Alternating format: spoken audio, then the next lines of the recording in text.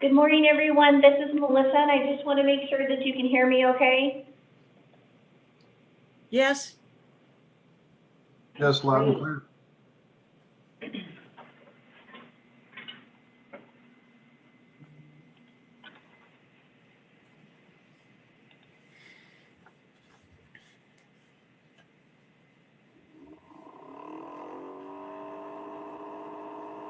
There it goes again. Yeah, it's back. Barbara?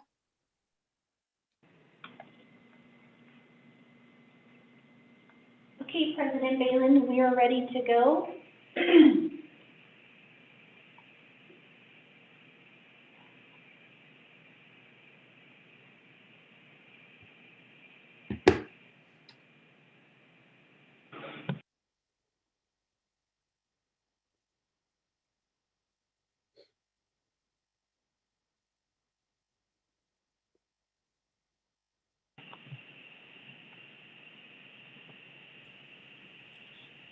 I hear some kind of definitive buzzing outside. Is that what you guys might be picking up?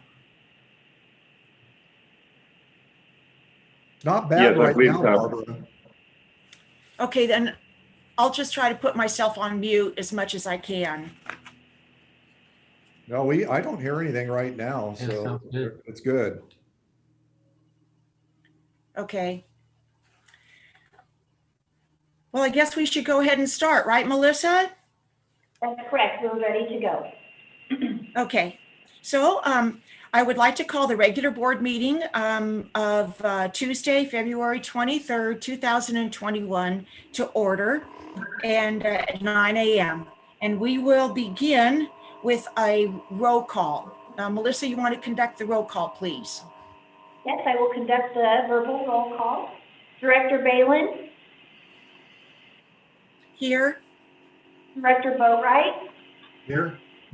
Director Kearns, Here. Director Murphy, Here. Director Ringen. Here. Okay, everyone is present. Thank you. So we'll begin with the Pledge of Allegiance, and I'll go ahead and recite the Pledge of Allegiance since we're all on mute. Please feel free to say a pledge in your home with me. I pledge allegiance to the flag of the United States of America and to the republic for which it stands, one nation, under God, indivisible, with liberty and justice for all. Thank you.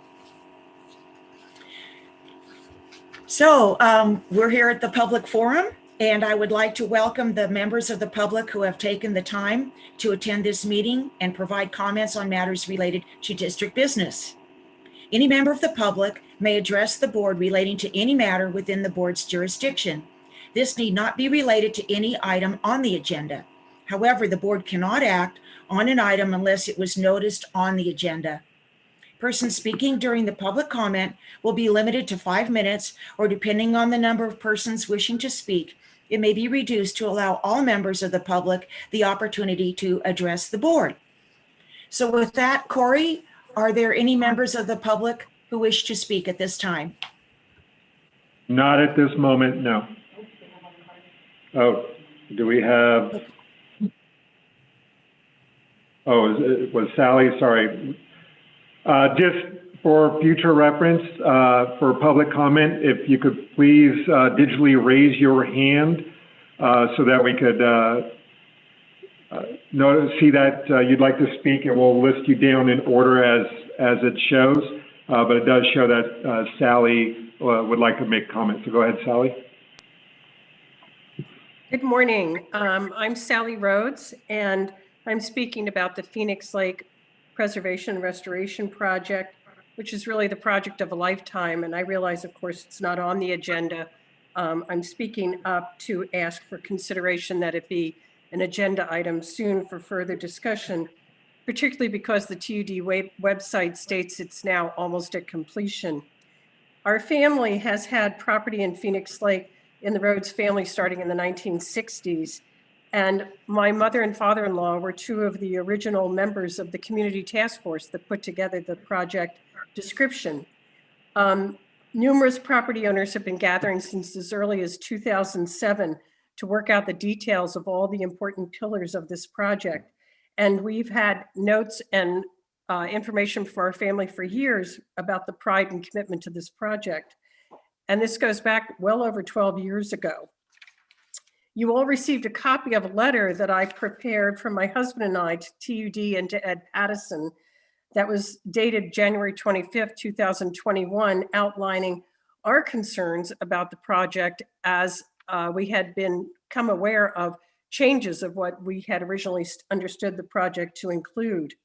The original pillars of the project included improvement in water capacity, improvement in water quality, sediment mitigation, fire mitigation, community education and access, and wildlife habitat preservation, a really tall task by any standard. The 2012 project plan, as outlined by Horizon Consulting, cited the amount of dredging needed, as well as the siltation ponds on both ends of the lake. Actually, they outlined 444,000 cubic yards of dredging that was recommended for bid. On page 7, there's a chart outlining where that dredging should occur in the lake, but the north and central and west pools included 176,000 cubic yards, and the south and east pools included 266,000 cubic yards. Last summer, 160,000 cubic yards were dredged from the northwest and some of the central pool areas. This is 40% of the original recommendation. The current TUD website says we are nearing completion, and we are concerned about the dredging of 266,000 cubic yards that has not occurred for a number of reasons that were well described. We are well aware that the funding of that 2012 proposal was less than necessary, and permit processes caused a need to modify the plan. Many of the original homeowners of this plan are long gone and unable to be a voice to the changes that we see now. All the work completed to date was exactly by the specifications for the northwest and central pools in that 2012 project plan. The south and the east pools have not had any of the recommendation for silt pond or dredging completed. There are some vastly changed plans left for the south and east pools. There would have been much more vocal repercussion by property owners in this area if this lopsided distribution of outcomes had been known. Both of the letters to us in response from TUD, one dated February 17th and one dated last night, have mentioned looking for more funds in a general way, while claiming on the website that the project's almost completed. When we asked TUD for help, we were not offering to privately fund, design, hire, permit such a project, yet most of the offers in the letter look to TUD as a role of advisor to us. But the role we're looking for is that the TUD be the manager and the director of the work as it was planned long ago and is not yet done.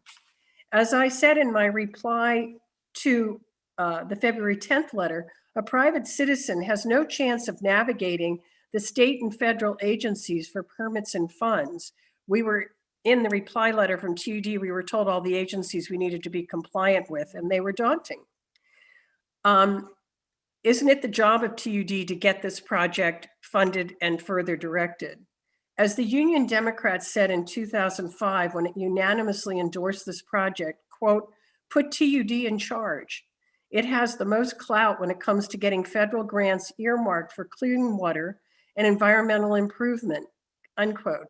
Certainly, there are infrastructure funds that possibly could be found. Please step up and finish this job as thoroughly as you have finished the first steps. Please invite an opportunity for the community to give more discussion and input as an agenda item, as I am sure there are people who will offer concerns about the steps not yet taken. Thank you for allowing me the time. Thank you, Sally. And I remember President Balin, if I may just Rhodes really acknowledge, well. nice to meet you, Ms. Rhodes. My name's Eric Johnson, District Engineer. Yes, we're aware. I think may have misinterpreted your intent of undertaking the work on your own. You're right. It is a daunting task for a private property owner. It's a very daunting task even for a public agency to undertake the permitting on this project. So hopefully the board and you were able to read the background information that was provided, and apologize that it came last night a little late, but if it's the board's desire to agendize this, we certainly can. But you know, the background information and the underlying issue here continues to be funding. With the significant funding, we can undertake the rest of the project as was outlined in the 2012 plan. Unfortunately, that plan was never fully funded. And I know that there's great disappointment with the public and with certain members of our board. So welcome the opportunity to explain, examine the project record, and so that the board can understand that staff made quite an effort to get this project off the ground. There were many times in which this project could have fallen off of a cliff, and we were able to resuscitate this through many different managers and staff, and certainly the cost escalation was significant. When you talk about 2012 to 2020, you know, the original cost estimates in there were just simply out of line with construction reality right now. So I certainly empathize with your comments and am happy to engage the board and you and see if there's some way that we can do more. When we said that the project is nearing completion, we didn't mean to insinuate that there would never be any other work done on the project, but with our grant obligations and the grant funding agreements expiring and our funding certainly depleted, until we can secure another grant or this board decides to obligate funds out of its budget to undertake the work, it's mostly a planning effort and a conversation at this point. I think that's probably all I could say until we have a more robust discussion about the project. Thank you. Thank you.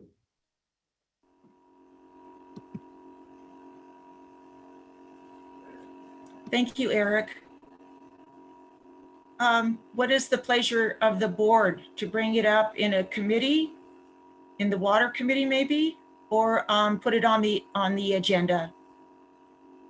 I think if the water committee could look into it and see if there's any way to secure grant funding, that would be a great, that would be better to do that first before bringing it before the board. Director Ringen. Director Ringen. Yes, I'm unmuting myself here. Yeah, I agree it should go to the water committee. I have some comments I was going to bring up during the board directors communication. So I'll address this once again then.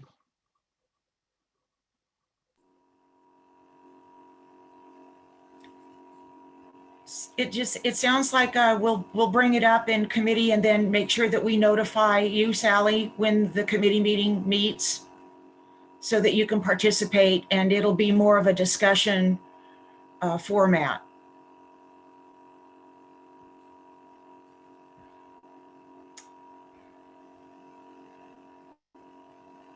And thank you. And is there any other public comment? Not that I see at the moment, no. Okay. Then I will close the public comments. And again, Director Ringen, you said you had other comments at your for your director's report. So we'll hold off on those until the end of this session before we go into closed session. Okay. Okay, Melissa, would you please read the consent calendar?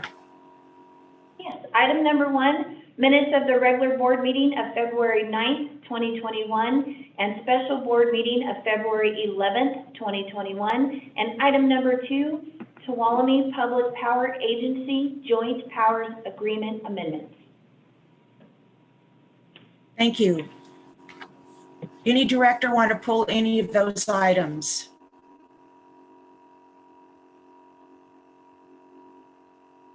Seeing none, I will call for a motion. Is there a motion to approve the consent calendar? I'll make that motion. And I'll second it. Okay. Any public comment before we go to a vote on the consent calendar? Corey? Not at the moment, no. Okay, thank you. There's a first and a second. Melissa, would you please call for the vote? Director Balin, Aye. Director Boatright, Director Kearns, Aye. Director Murphy, Aye. Director Reagan. Yes. Okay, that motion passes 5-0. Okay, thank you. And now we'll go to regular business. Melissa, would you read the first item, please? Yes.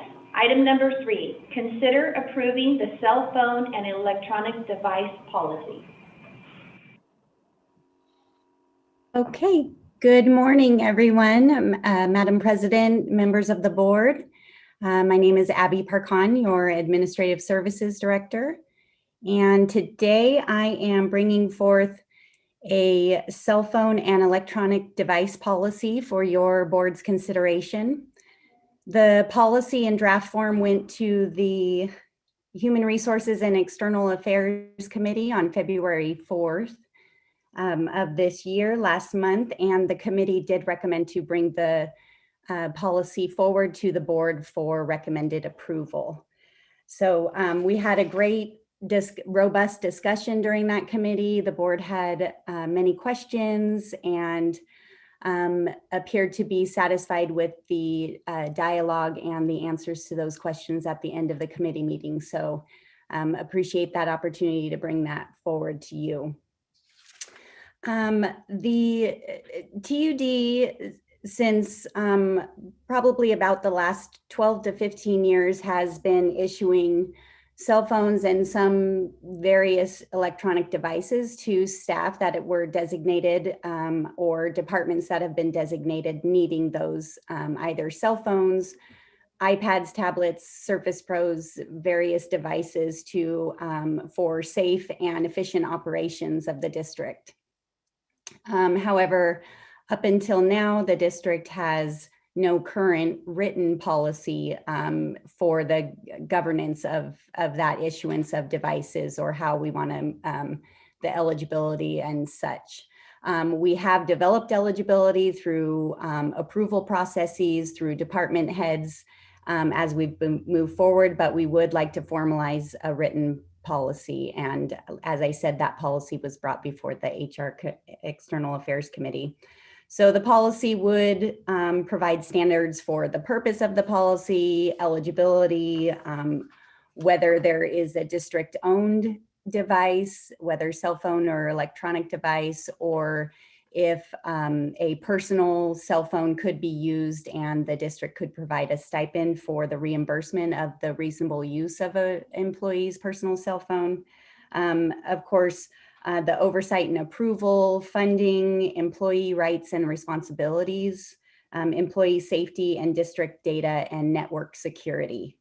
Currently, the district does not reimburse employees for the business-related use of a personal cell phone. At least 10 employees who have been identified as needing a cell phone for operations, whether it be safety or efficiency or both, have opted out of a district issued cell phone, mostly because they wish to only carry a single cell phone.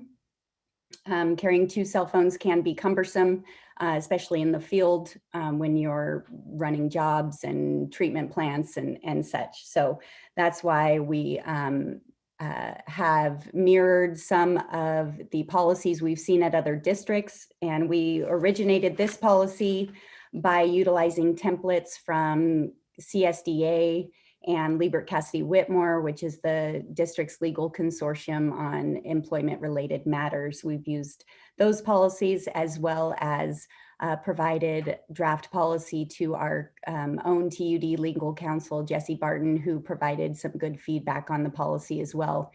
And so with that, I am open to any additional questions that the board may have. Thank you, Abby. Any comments from the board? Director Ringen?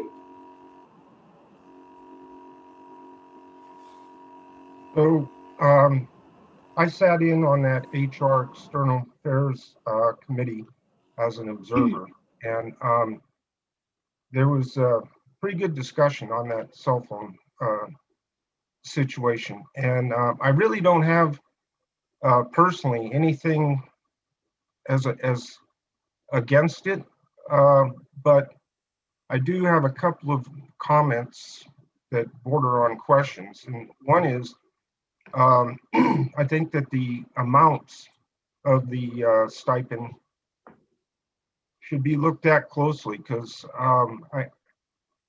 if you're going to have a personal cell phone, it almost sounds like TUD stepping up to pay a big portion of that, of the person having that personal cell phone. So that's number one. And it's only going to get used during work hours, maybe. The other comment I wanted to make was, we already have a very robust, expensive radio situation in each one of the trucks. Why do we need to have redundancy here? I mean, take all the radios out of the truck and stop that program then. Just use cell phones. That's all I got.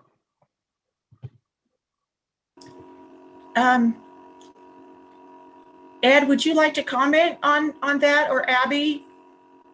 On are radios now just clunky and a thing of the past and no longer part of the safety? No, it's a good question, and I appreciate Director Ringen bringing this up. You know, we're in a rolling topography area with hit and miss cell phone coverage, especially depending on what particular cell company people are with. Cell phones are probably, and Mr. Perkins can probably comment a little more accurately on this, probably the preferred methodology, just because it's so quick, it's on a belt. We can capture people right on a job site versus walking over the truck and using a radio. But having managed various law enforcement, fire EMS, and field personnel, I think radios will always be with us. It is sometimes the primary form of communication, but it's also a very solid backup. And we have people in the office that do monitor the communication traffic over the radio. And that's an important communication dialogue. So the radio will always be with us. It is infrastructure that is already been paid for. It's in the truck, so I don't want to just remove it and then do what with it when we still use the radio. But I do believe, and Mr. Perkins, correct me if I'm wrong, the preferred is a cell phone, just because it's so quick, user-friendly, and easy, because it's either in our back pocket or a belt clip. And it works very well, especially with the ability to show images or do live streaming. But I think that is the preferred method. But the radio in the vehicles is still a solid form of communication, a backup, and our office does monitor the traffic. So Mr. Perkins, I see you unmuted. So hopefully I caught most of the major points, but I appreciate if you could round out a few for the board. Sure. So for clarity, and Director Ringen, if I don't answer it completely, ask again, but I personally prefer that the primary source of communication is the radio. The reason I say that is because number one, I monitor the radio all the time while I'm here, and it keeps me apprised of what's going on in the field on a minute by minute basis. Just keeps me in tune. So I like to hear the conversations going back and forth with base, mudload answering service, one employee to another, just so I can be aware of what's going on. I also think it's a safety feature. I think if somebody's trying to get a hold of an employee that's out remote in the field and we can hear a couple of transmissions go by without a response, it's an alert to me and others that we need to check on so-and-so. The cell phones, Director Ringen, are a way of life now with all of the technology and all of the information that's readily available to us. Certain individuals have needs to look at the internet to find certain pieces of equipment or answer, respond to, or write an email on the spot remotely. And so some of those staff use their cell phones for those purposes. One other caveat is, we communicate with the public, with different agencies, whether it's other public agencies or private agencies or even customers, and they don't have access to our radios. And so some of us need to use our phones, cell phones, out in the field to contact and communicate with those. So I hope I answered all of those questions. Yeah, thank you. Thank you, Don. You covered all of the notes I just wrote to respond to Director Ringen, and I just wanted to also add is with respect to the internet and data is that we also have employees that access the SCADA system through secured means and encrypted means, and so that has been very helpful, as well as the only other point I wanted to make is that while the majority of communications does happen during the day, during office hours, we are a 24/7, 365 operation. So we have quite a number of staff that utilize their devices and cell phones after hours regularly. Director Kearns has his hand up for a comment. Yeah, Abby just answered my question. I was going to ask about the SCADA issue and employees able to run plants and different things through their cell phone via SCADA. So that Abby answered my question. Thank you very much. You're welcome.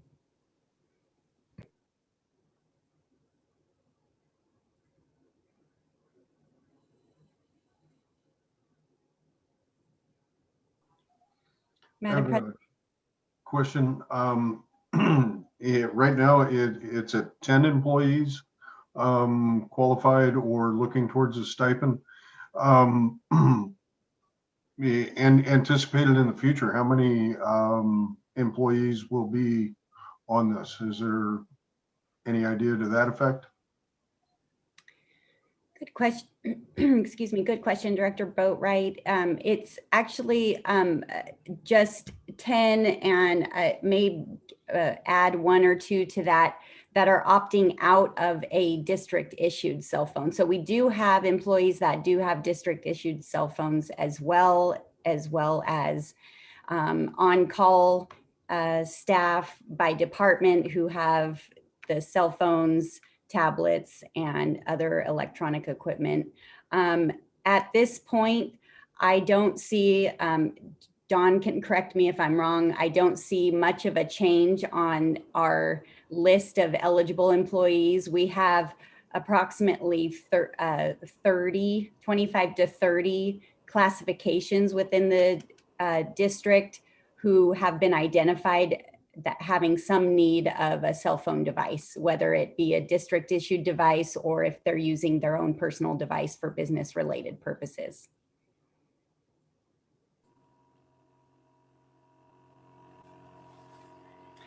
Thank you. Thank you. Any further question, Director Boatwright? Not at this No, time. you're okay. Thank you. I had a question, Abby, just to follow up.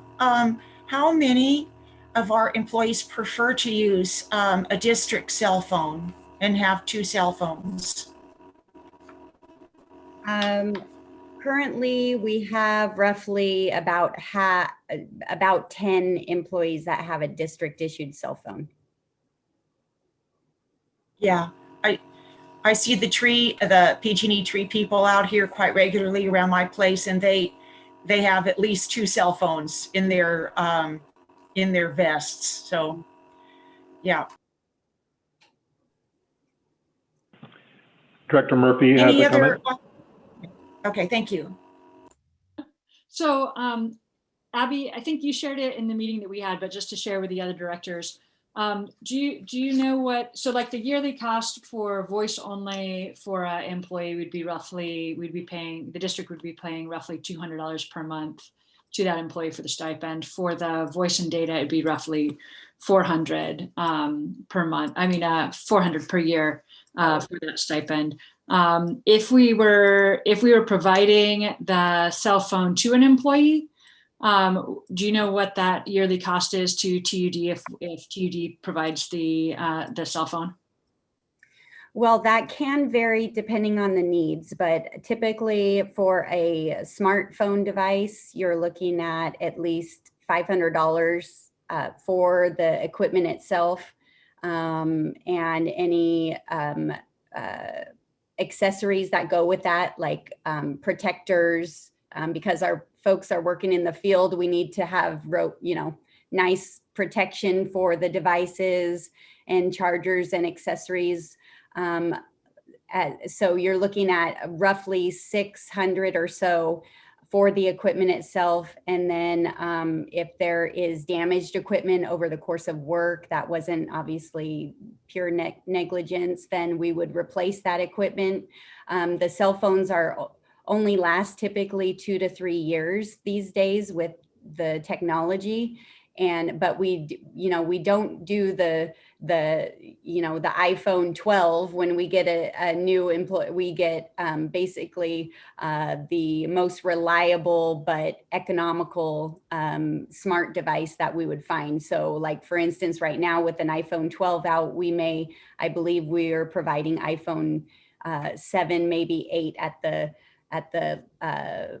the newest level, which would provide the most cost-effective way to provide them a reliable cell phone for their needs, but cost-effective for the ratepayers. So that doesn't give you an annual cost, but if the phone lasts 3 years, let's say, you're looking at anywhere from $250 per year if it lasts for 3 years. And then also, in addition to that, the monthly data fees that are anywhere from right now about $40 per month for the data on those smartphones. Okay, thanks. That was the question of just the data plans on what the difference is if the district pays it versus if we pay a stipend to them.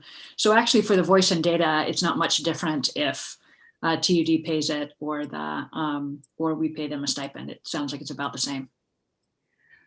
Well, in essence, if it's a stipend, it would basically, the district would be paying the monthly data, but not all of the equipment and accessory fees. Got it. Okay.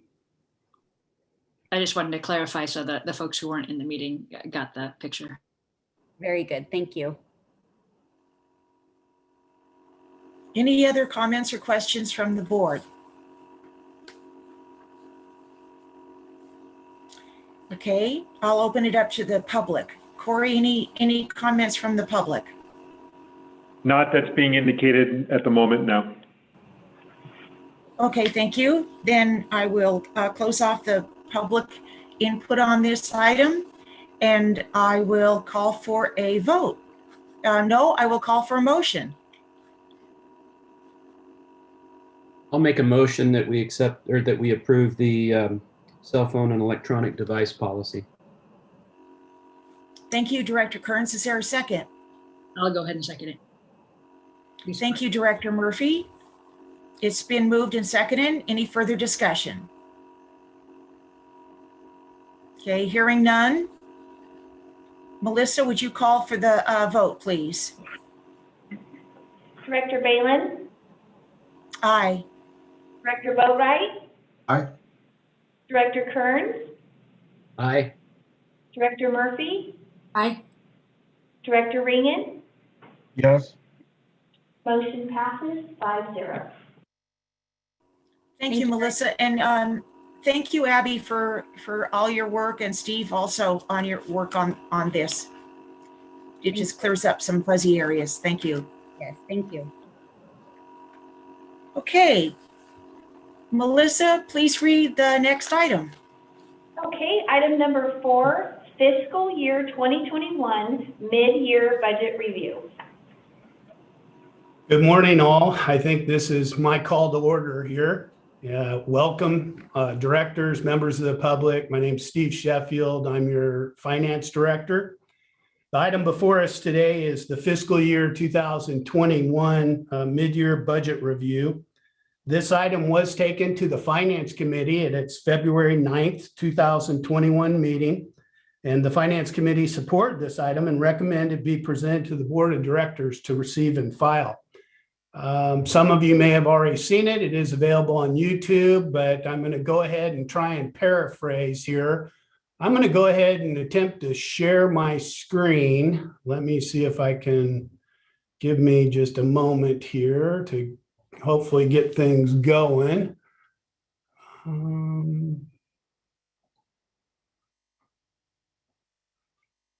Okay.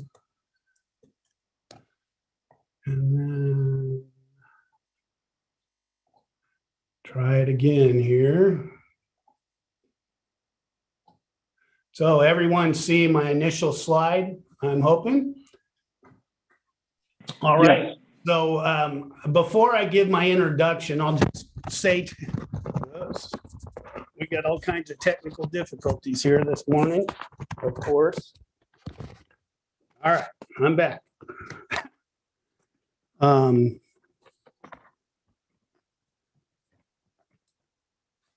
Before I go too in depth, I'm going to let everybody know I really just have 2 slides to present to you, and then there's a couple of financial reports. What seemed to work well with the committee is I will proceed through these 2 slides, kind of give you the overview, give you some observations, and then we'll pull up the 2 financial reports, and then at that time, open it up for discussion and questions. What the mid-year review is an analysis of the financial status of the district's funds for the first half of fiscal year 2021, covering the 6-month period of July through December 2020. This review compares actual revenues and expenses in the fiscal year 21 adopted budget and provides year-end projections. The attachments include revised revenue and expenditure projections through the end of the year.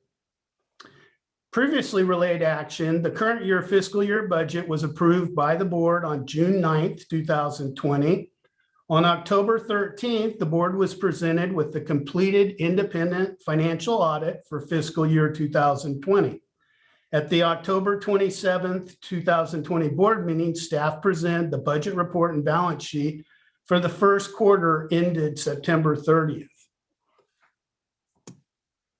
Pursuant to the board adopted budgeting policy, at mid-year, there will be a comprehensive review of the operations to date in comparison to the existing budget.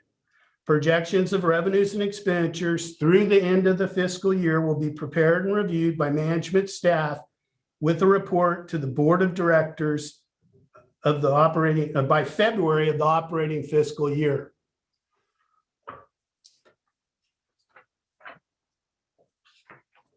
As far as, revenue, 2 separate areas, revenue expenditures, revenue projection observations. The revenue forecasts are based on actual receipts year to date and projected increases based on the new rates and anticipated consumption by district water customers for the period of January through June. It's important to note that the rate study that implemented the new rates expired as of January 1st, 2020. So that was our last rate increase that we had.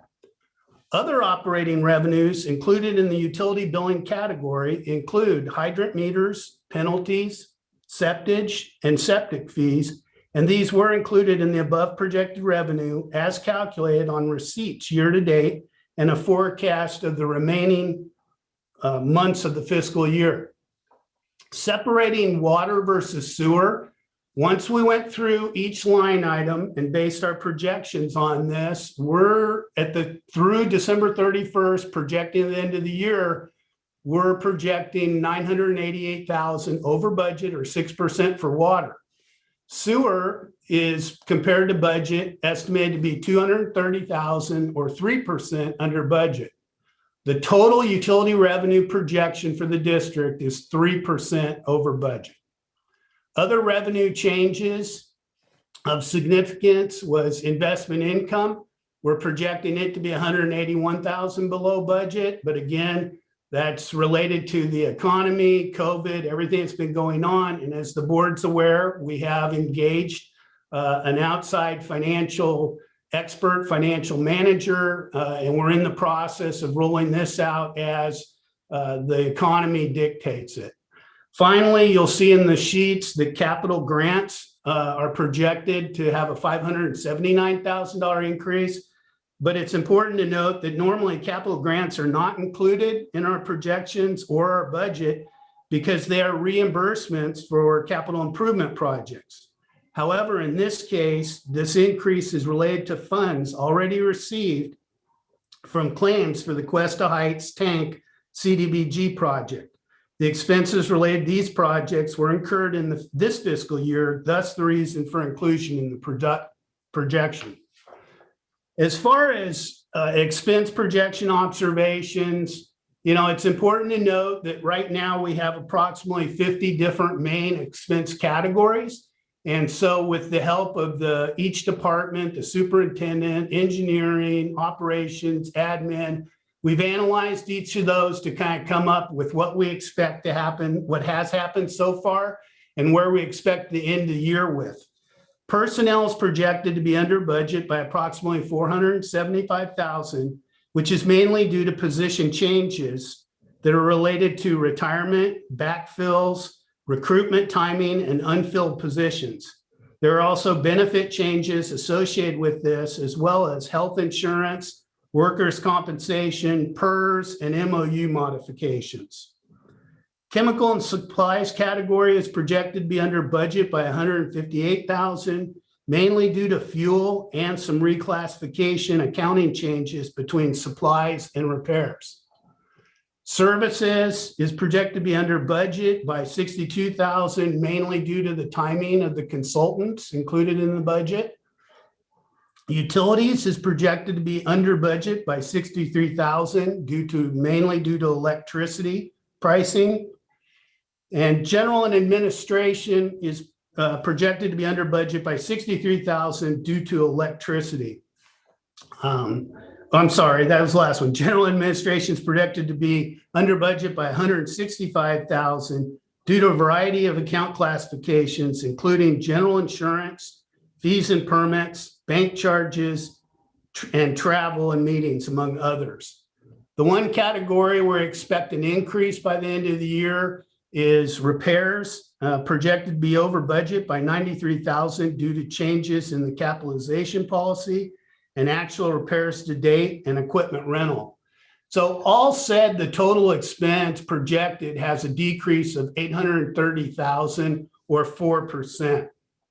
Now, the next two slides is, as I mentioned before, are the two financial reports, the first one being the combined budget report and showing the actual to date versus budget, and the next one being the next year projection. For me, it's very hard to see this. I don't know if it's the same for you, but what I attempted with the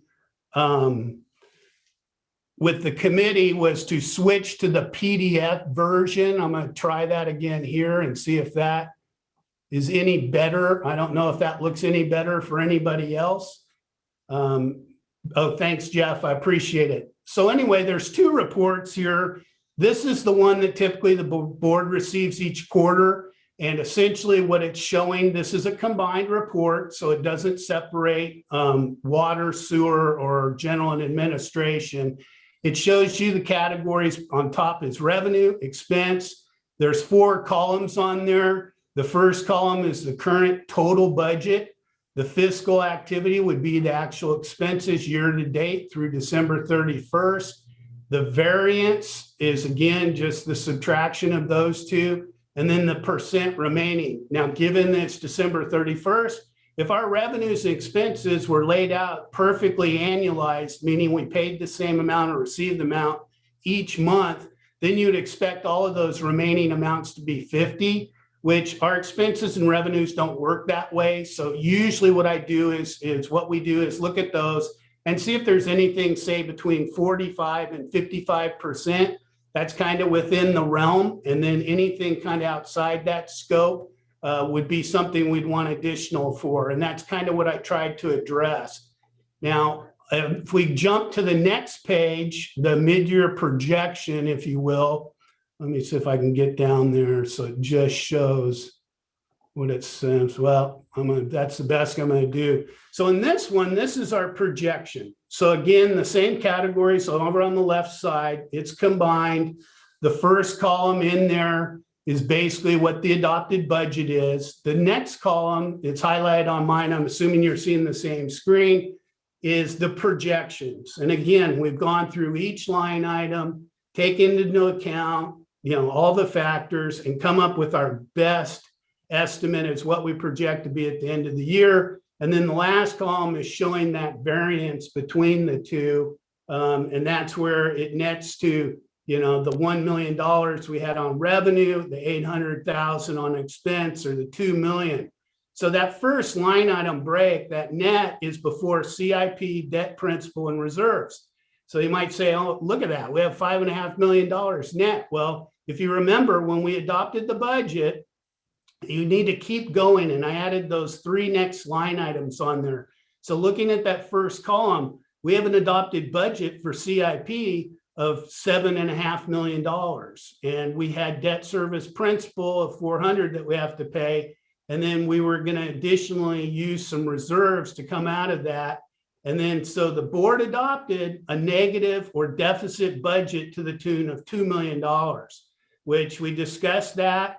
That's been done last year, been done before in the past, mainly due to most of these construction projects are going to be subject to some delay, whether it's permitting, whether it's contractor, whether it's weather, whether it's funding. Ideally, in my conservative nature, I'd always want a balanced budget, and that's what we're shooting for. But essentially what this shows is if you carry it over, I carried on the same thing, our net projection. The CIP, I got together with engineering and operations and all the related parties, and we said, what is our best estimate as to what we're going to complete by the end of the year? And we came up with that $7 million amount. And so you take that into account, take out the principal, and then you have essentially any difference on there would be related to reserves to get us back to that net balanced budget of 0. Essentially the reserves, while we have reserves policies set up and we have reserves, it's going to be whatever we don't do in there. Now, that said, before I open it up for discussion, I will point out that the CIP, those are actually budgeted cash out of pocket expenses. So for instance, it does not include purely grant funded arrangements. So an example of that is Phoenix Lake. I believe Phoenix Lake right now, the project's, well over $5 million that we have invested in the project, yet we're still waiting to receive the money. So the district has funded out, and we have over $4 million of receivables that we're still trying to get in here, but that doesn't come into play with this cash analysis and what we're saying on that. So in summary, the finance committee and staff basically recommends the board receive and file this report. As far as a fiscal impact, this review projects the district having sufficient revenue to meet operating expenses through the end of the year. Therefore, no formal budget revisions are recommended at this time. I'd be happy to answer any questions.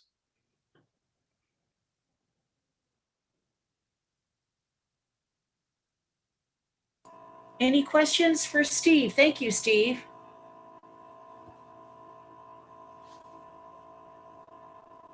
Does the board have any questions?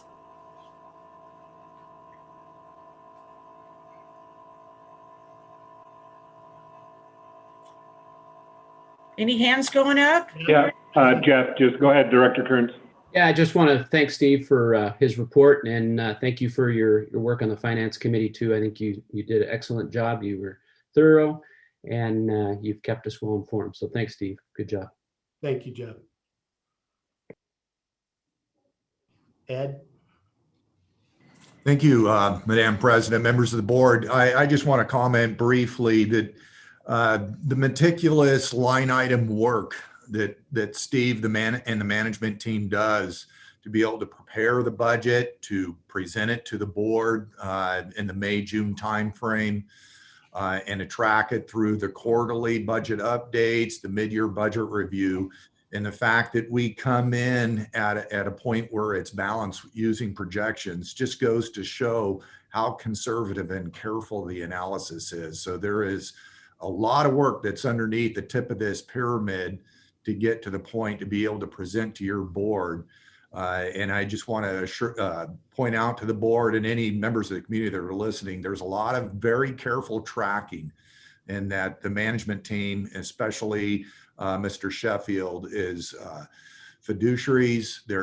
They take great care in the ratepayer and taxpayer dollars. And as I point out almost every month to the board, but to our management team, and when we have all hand staff meetings, that we work for the ratepayers and taxpayers, and we exercise great caution. And this is just one of the meticulous checks and balances that is a good best practice to bring to your board and to the community to show that these dollars are being managed well. I want to point out lastly that with the capital improvement plan, the fact that we can get over $7 million in ratepayer funds to whittle away at the deferred capital improvements that are a large amount, estimated over 100 million. That's a big step in the right direction.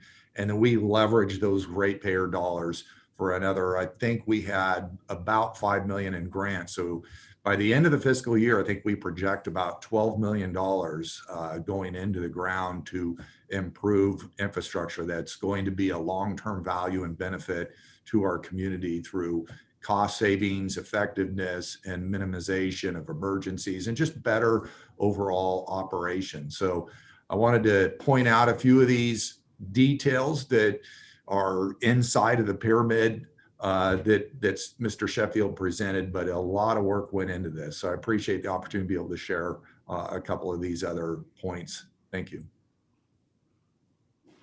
And I'll just tag on final comment for the board and anyone listening. You know, I'm very proud of the work we did. I'd love to take all the credit, but I can't. I mean, the one thing I really love about working at TUD is we have outstanding teamwork. Every department has an input to this. Every employee has an input to this. I couldn't do it. I have two very talented accountants, Travis Emerald and Danica Bland.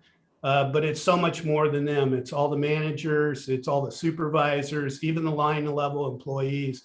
And that's what allows me to really feel comfortable and make these recommendations and keep both the board and the community informed, to be completely transparent and do the best we can into very difficult economic conditions. But my thanks goes out to everyone who assisted. And like I said, it's a real teamwork here at TUD. Thank you. Thank you, Steve. Well, any further board comments?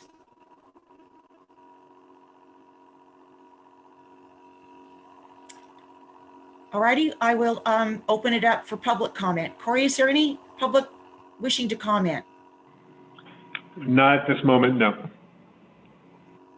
Okay, well, then that concludes the public comment, and I will turn it back to the board.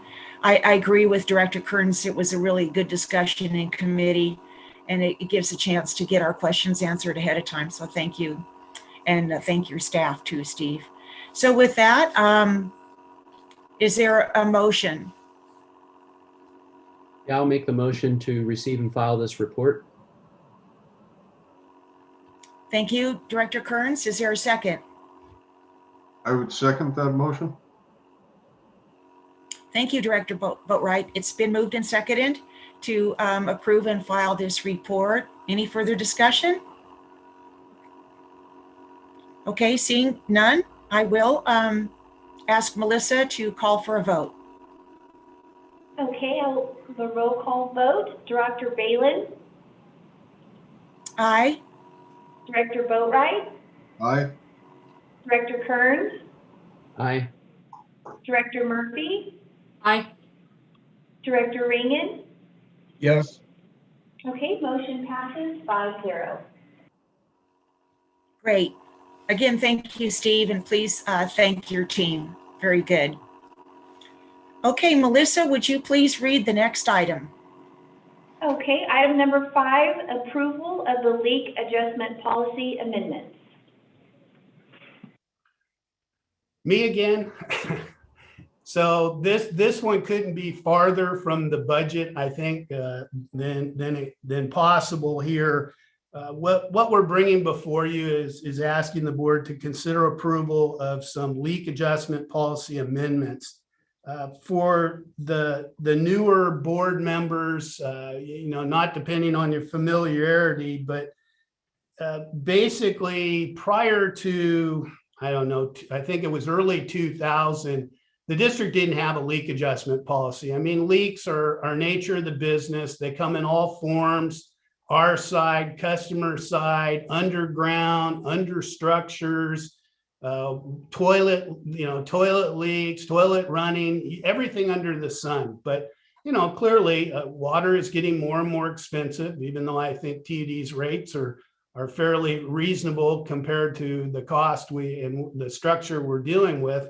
But really, the leak adjustments in the olden days, a customer would come to the board and say, hey, I had this leak and, will you do something for me? Well, nowadays, we typically get leak adjustment inquiries almost on a daily basis. And it goes certain times of the year where it's more so than others. So back in the early 2000s, a leak adjustment policy was implemented. Then we hit the drought and the state mandated drought requirements as far as leaks. And, it's always been part of the California Water Code that it's illegal to misuse or waste water in California. So how do we deal with that in a fair and equitable manner for our customers, both those who have leaks and those who don't have leaks? Some people fix leaks right away. Some people don't know about them. We try and notify people as much as we had. I've had customers say, it's cheaper to pay our water bill than it is a plumber, which I hate to hear that, but we've also heard of water features. There's some naturally occurring and some are due to leaks. But back in 2015, when we were really in the heart of the drought, we did amend the policy to deal with that and some other ones. And that's the policy we're looking at today. I believe at that time, President Ringen was the one who approved it or signed off on it. But what has occurred is working with customers, working with customer service staff, and mainly Emily Long, our customer service supervisor. She personally looks over every leak adjustment inquiry and where it is. And over the past year, Emily and myself, along with some other meter readers and some other individuals, has felt that we really need to consider making some changes to our policy. The policy right now, not many people are approved for it. The dollar amount isn't a great deal. You can have leaks that are in the thousands of dollars, much like this horrible situation in Texas with electricity we're seeing right now, to leaks that are just, $10 or $20 or something of that sort, and everything in between. So what we did is, based on staff's experience with the existing leak policy, we reached out and did an extensive survey of other water agencies and what their leak adjustment policies are. And what we found is they're all over the board. And some of them don't do leak adjustments at all. Some of them do them every 5 years. Some of them do it once in a lifetime. So it wasn't a lot of help, but what we kind of landed on and concluded with was that, the real issues we want to address is to reduce complexity and mainly to increase ratepayer eligibility. We feel with the COVID, with everything else, there's kind of a middle ground between not doing any adjustments or doing very few to doing an overwhelming. And we still have the objective of wanting people to fix their leaks on their side and to address these issues. So based on that, to, you know, kind of the bullet points that we've included as adjustments is, first of all, we're recommending we remove, there is a $50 processing fee in our current policy. We want to clarify the eligibility requirements. And there is also a $200 deductible, which we think would be more favorable to everyone to include that. And then we're proposing, the one kind of going the other way is due to all of the above. We think the adjustment should be allowed only once every 3 years rather than every 2 years as it stands right now. The water leak and adjustment policy and the amendments included have been reviewed and approved by TUD's legal counsel. So Jesse can chime in if there's anything specific on that. But essentially what you have behind it is a one-page resolution policy. And then behind that is the original policy with the red line. And I think it's important for the board to understand how critical these policies are, especially the water rules and regulation and the wastewater ordinance. You know, that's what, when we're dealing with a customer, that's what we stand behind. That is how we fairly and equitably apply everything. If the policy needs to be changed or revised, then that's where the board comes into play and does that. But, you know, we try and look at everything on a case-by-case basis, but our intent is always to follow the adopted policy. So with that, we're asking, and the Finance Committee agreed, to recommend to the board to approve amending the water leak adjustment policy. And I'd be happy to answer any questions. Thank you, Steve. That was great. Would any board director like to comment or any question? I have a question. Steve, the auto read smart meters that are being installed on the water system, has that improved our ability to notify customers of leaks on their side? Well, it's a good question, David. You know, the district for a couple decades now has been trying to implement auto read meters. I think we've crossed the threshold. For years. We were almost 50% manual read, 50% auto. I think we're closer to 60% now. Matt Nolte, our distribution superintendent, he's done a great job working on that. But I think there's an important distinction. You know, if you talk auto read meters in Riverbank or Oakdale or Modesto, you know, there's one shot, it covers the whole town, and you can, at a minute's notice, know everything that's going on. Ours are more the meter readers drive by and they get the information. So what has really made a difference in identifying leaks, I mean, outside the scope of the drought, but as it stands right now, our new software, Tyler, and the way we use that, we've reassigned one of our clerks to pretty much just be the main billing person. And the supervisor reviews her work.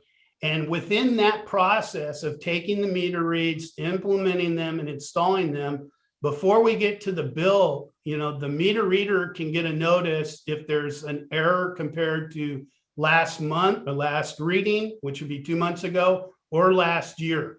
So in the field, they can see that reading. In addition, our customer service representative generates an error report before she goes any further, and she'll issue service orders to the field crew to investigate that.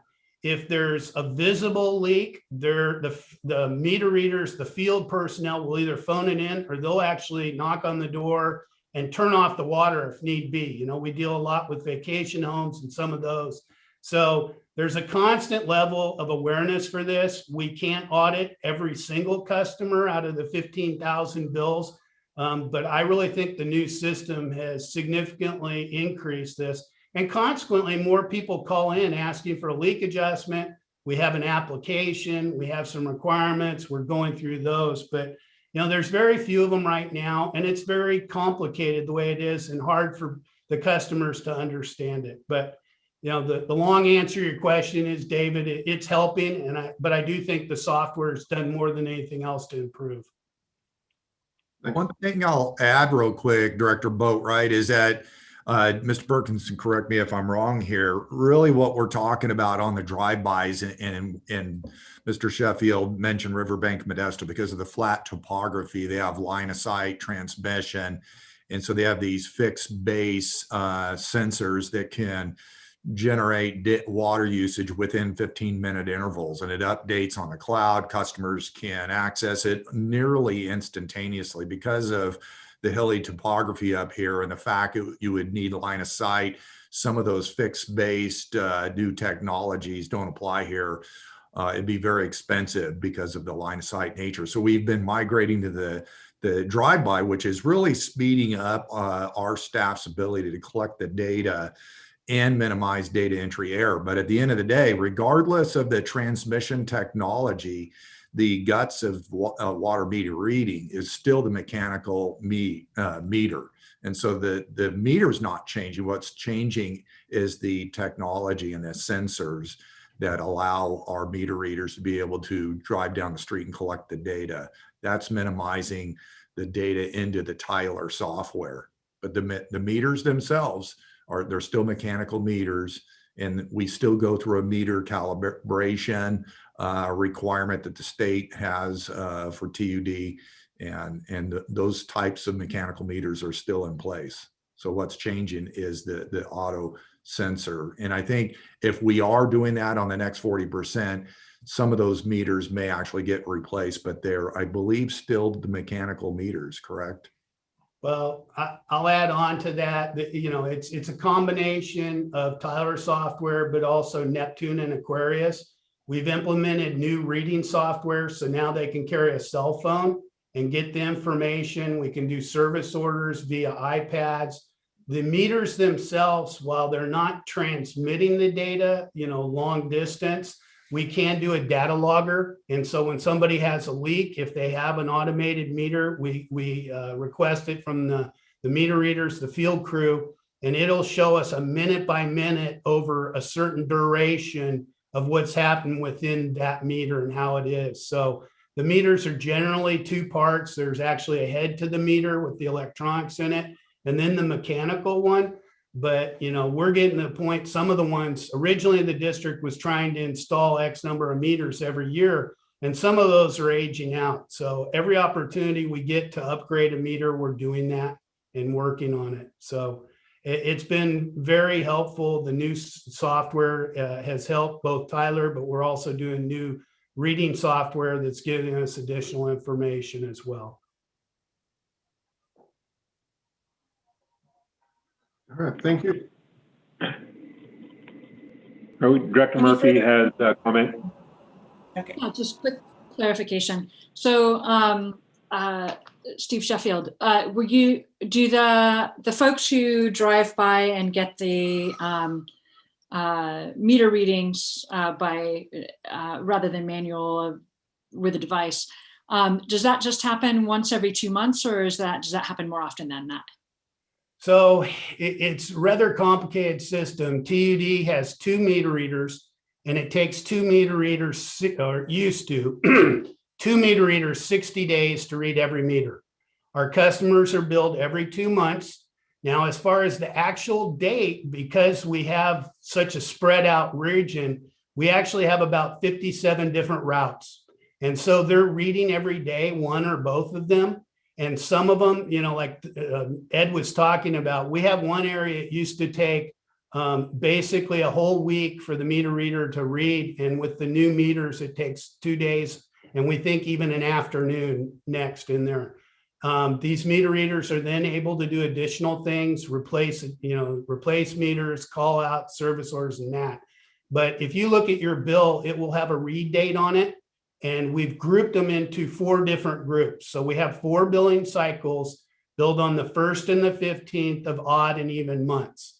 So if you look at your account number, the first section is going to tell what cycle you're in and what route you're in.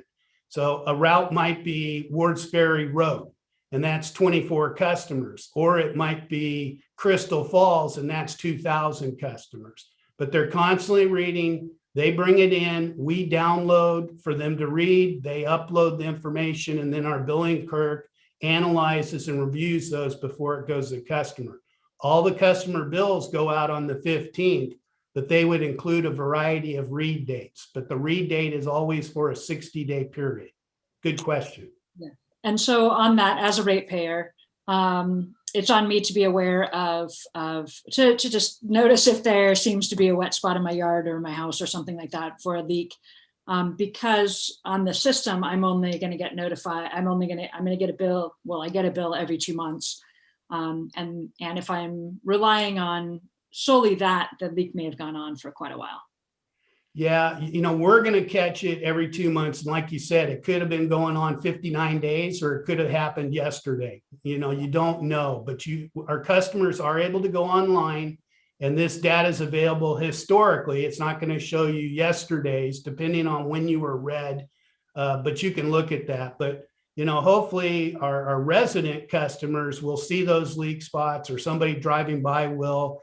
The ones that are really concerning is like a failed water heater or a broken pipe in the roof or something of that sort. But yeah, ideally as we go forward, like Ed said, we would have more of the ability to have, these newer meters. You could look in and see if your toilet's running right now. But unfortunately, due to topography, money, everything else, we're doing that. But, we're definitely looking at least every 2 months, and hopefully our customers are as well. Good question. Well, just to build on what Mr.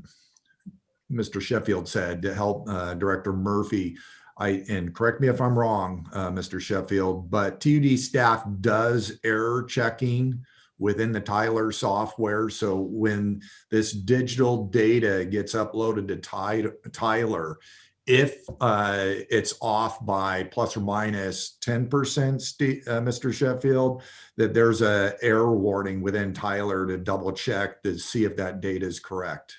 I believe we have that capability. So we are data checking for significant errors, but at the end of the day, it is up to the private property owner to really keep an eye on their property and their water usage. But we do error checking, and we will double check and notify our customers if we can't find an error in our data, and if it's significantly changed in terms of increased usage. I think we would contact and be proactive about contacting the property owner. Yeah, if I wasn't clear earlier, we're very proactive in all forms and functions. There is a formal process within the billing software that as soon as she uploads the data first of all, it's going to give an error to the meter reader if it's over a certain amount, which is designated within Neptune. Then the billing software that she runs an error report, and she's going to look at last year, last billing cycle, historical time of the year, and they get to know their customers and really take a look at that as well. I mean, the employees are awesome. It just surprised me how much they do find only looking at every 2 months. And then Kalisha, our dispatch operator, if any customer calls, she's going to chase it down. We're going to have somebody look at it. So I think they do a lot with what we have. Thanks, Ed. Ron, I saw your hand up. Well, yeah, we do. We'll go ahead and we'll go with Director Ring, but we also have Director Kearns and Director Balin also with comments. Okay, just real quick here. I've got a comment and then a question. Leaks are tough. Just ask Don Perkins. It's that or Eric Hall. It's real hard to locate many times or even know that you have a leak. And so where I was going with this is I had a couple of really good friends, and because they knew that I was on the TUD board as well as being a home inspector, etc. They asked me, our bill is just sky high. Why is this? And I said, well, you got to have a leak. I mean, if you're not wasting water and you're not watering the yard overly, then you've got to have a leak. And the lady said, well, I've searched everywhere. I can't, we don't have a leak. And so I said, okay, let me look around. And So I went around the yard, around the house, underneath, and ended up started walking the property line. And on the other side of the fence, which you could not see, I had to get up on my tiptoes to look over. It was all green in the neighbor's yard. So this leak had been going on for God knows how long. And they'd been paying those bills every month, and it was really, really expensive. But that's the sort of thing that's very difficult to find. And so anyway, I'll leave that there. Then my question was, Kathy was the lead in the meter reader department. She just retired. Is she going to be replaced? I mean, she had an incredible amount of knowledge about the system, and every time there was a problem, she normally was the one that would go out and find out what was going on. Is that slot going to be replaced? Well, Don, you want me to go? Go ahead. Okay, I was just and Don can give you a more excellent answer, I'm sure. But as far as like I said, we had a senior meter reader and we had a regular meter reader, if you will. Stevie Myers is our regular. He's been here a while. He trained with Kathy. He's been to every single meter in the district. He's doing a great job for us. Additionally, we had one of our seasonal workers interviewed, and we hired as also a meter reader position, Tom, right? And he's learning quick as they go. Now, part of the ultimate goal when Matt Nolte took over the water distribution superintendent position was to coordinate his staff so they could do a variety of things. They assist with finding, leaks in the snow. They assist with flagging. They replace meters, they do service orders and that. So we've kind of taken Abby's position, and now we're coordinating and utilizing so it can be a team mentality. But the transition, yes, Kathy had a world of experience, and congratulations on her well-earned retirement. But the transition's been very smooth. I can tell you that right now. They're doing a great job reading. Now we're downloading all the data. The system's far different than what Kathy had when she's here. So our customer service can download, they upload, they coordinate, they're doing service orders, they're replacing. They're not technically under me, but I couldn't be more proud of the meter readers and Matt's whole department, as well as all the departments. But to answer your question, Ron, I mean, it's been as smoother than I could have hoped for. Don, anything you want to add? Okay, thank you. All right, Director Kearns. Yeah, I just want to back up what Steve said about those auto read meters. I'm very familiar with the Neptune style that you have, and they are worth their weight in gold. They really are. If you see a tank going down, for instance, faster than it should, and you can take your app on your phone, go out there, and if you do have a leak behind the meter, you can find it real quick, get it shut off. And on the other hand, if you can't find it on the meter side, then you got a pretty good indication that it's on the system side. So you know where to start looking there as well. So if there's a negative thing about them is they're pretty pricey, and I'd love to see TUD get to 100% on those, but that's going to take a while because we got a lot of them to switch out. But I know I, for one, am all in favor of those auto read meters, and I'm a true believer. So good job, guys. Thanks.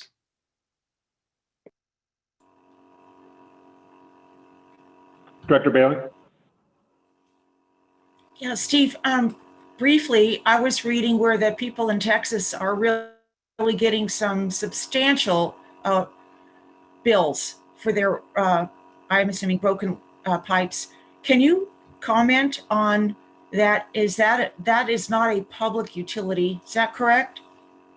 I've tried to avoid the Texas thing. The main highlights I've read is that Texas as a state is not participating in the interstate electricity regulations that I think would prevent California experiencing that.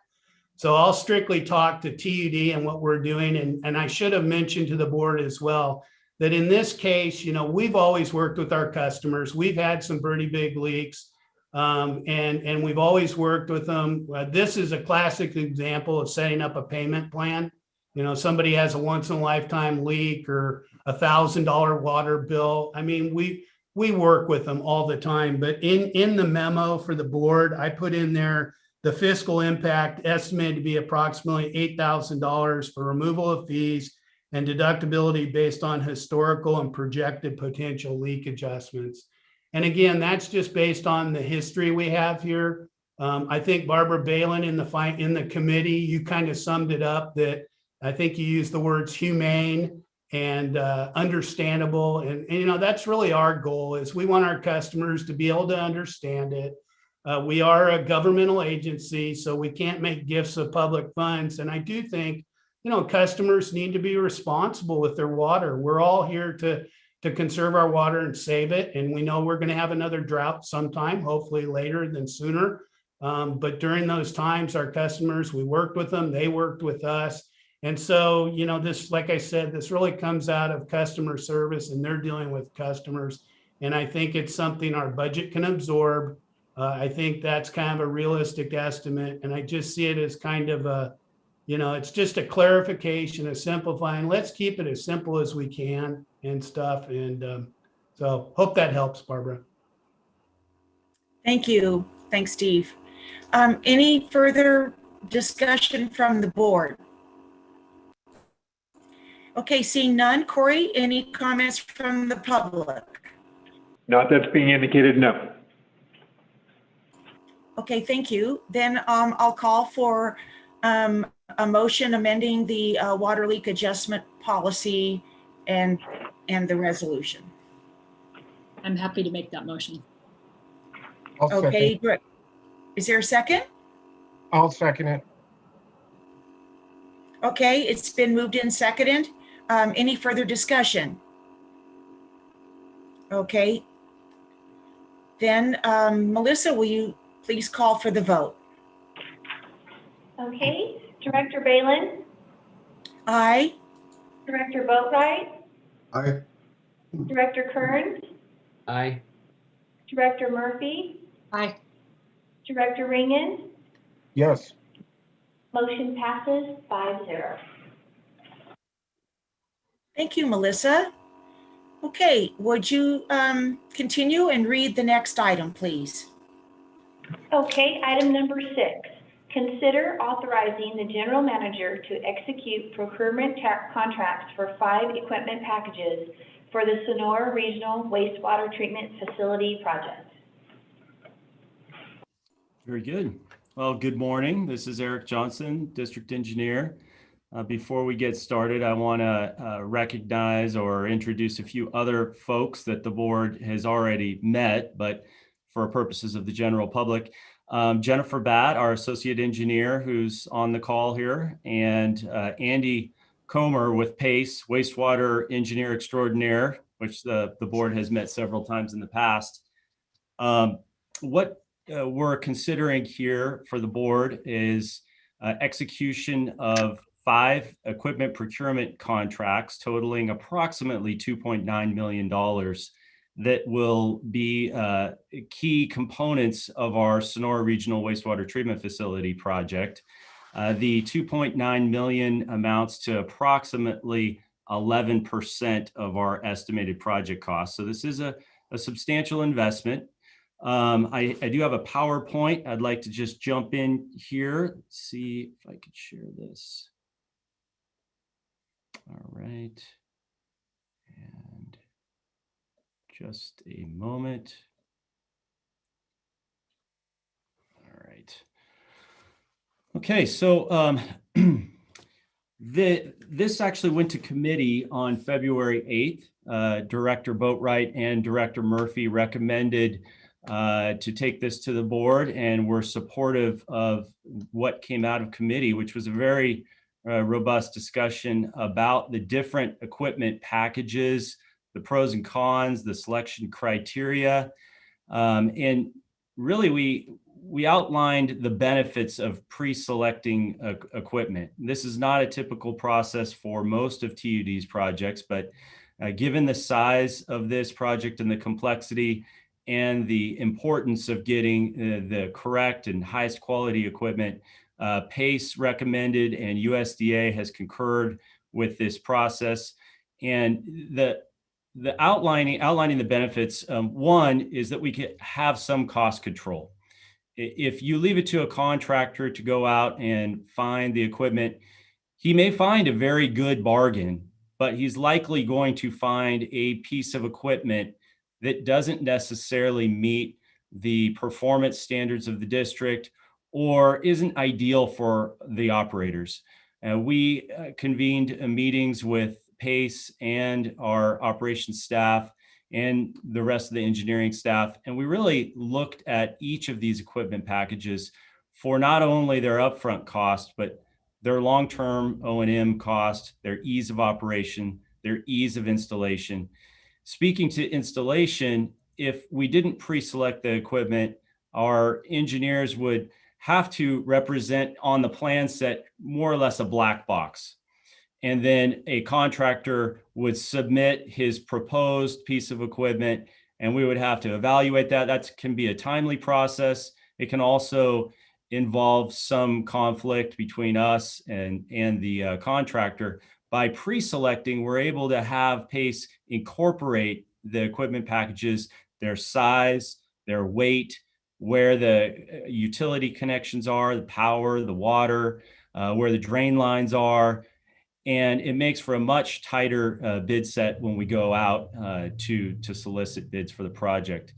In addition, by pre-selecting and pre-purchasing the equipment, we're able to streamline the delivery process. If a contractor has to select the equipment and then places order, there could be significant lead time, especially with COVID and some of the bottlenecks that we're seeing out there with materials.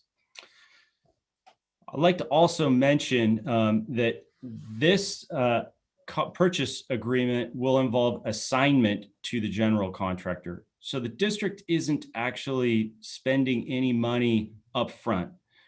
We would be executing an agreement, and then once this board awards the contract to the prime or general contractor, in there would be an assignment of this purchase agreement.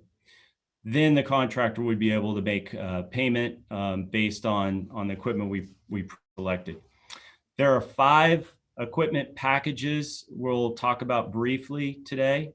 The headworks and grit removal system at the very head of the plant with the primary removal, and also that includes the septage receiving components, biological treatment, big extended aeration basins. To operate those, we need aeration blowers, a filtration system for our tertiary effluent, and then a screw press for dewatering. The board has an actual visit to the site scheduled for Thursday, and so this is a little bit much to take in over PowerPoint.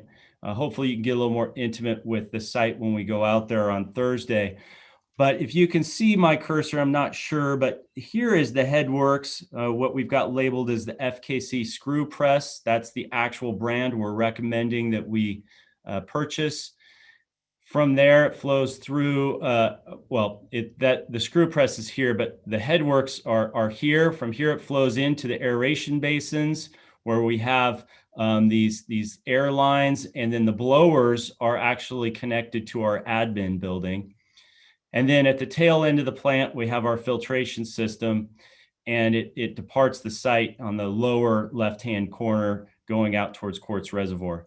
And then the residuals part, or the biosolids, the sludge that we have to process, the screw press will be doing the dewatering for us. And what you can't see, and which I'm sure Andy will explain in great detail on Thursday, is this is a multi-level building, and the biosolids will drop into a trailer, which will then be hauled off site. I'll let Jennifer kind of speak to the evaluation criteria here. We went into great depth. partly because Director Boatwright's experience here. And it wasn't our intent to go through all of that today. However, we're prepared to talk at length about any of the questions you folks have. But Jennifer, maybe you can take it from here. Yeah, sure.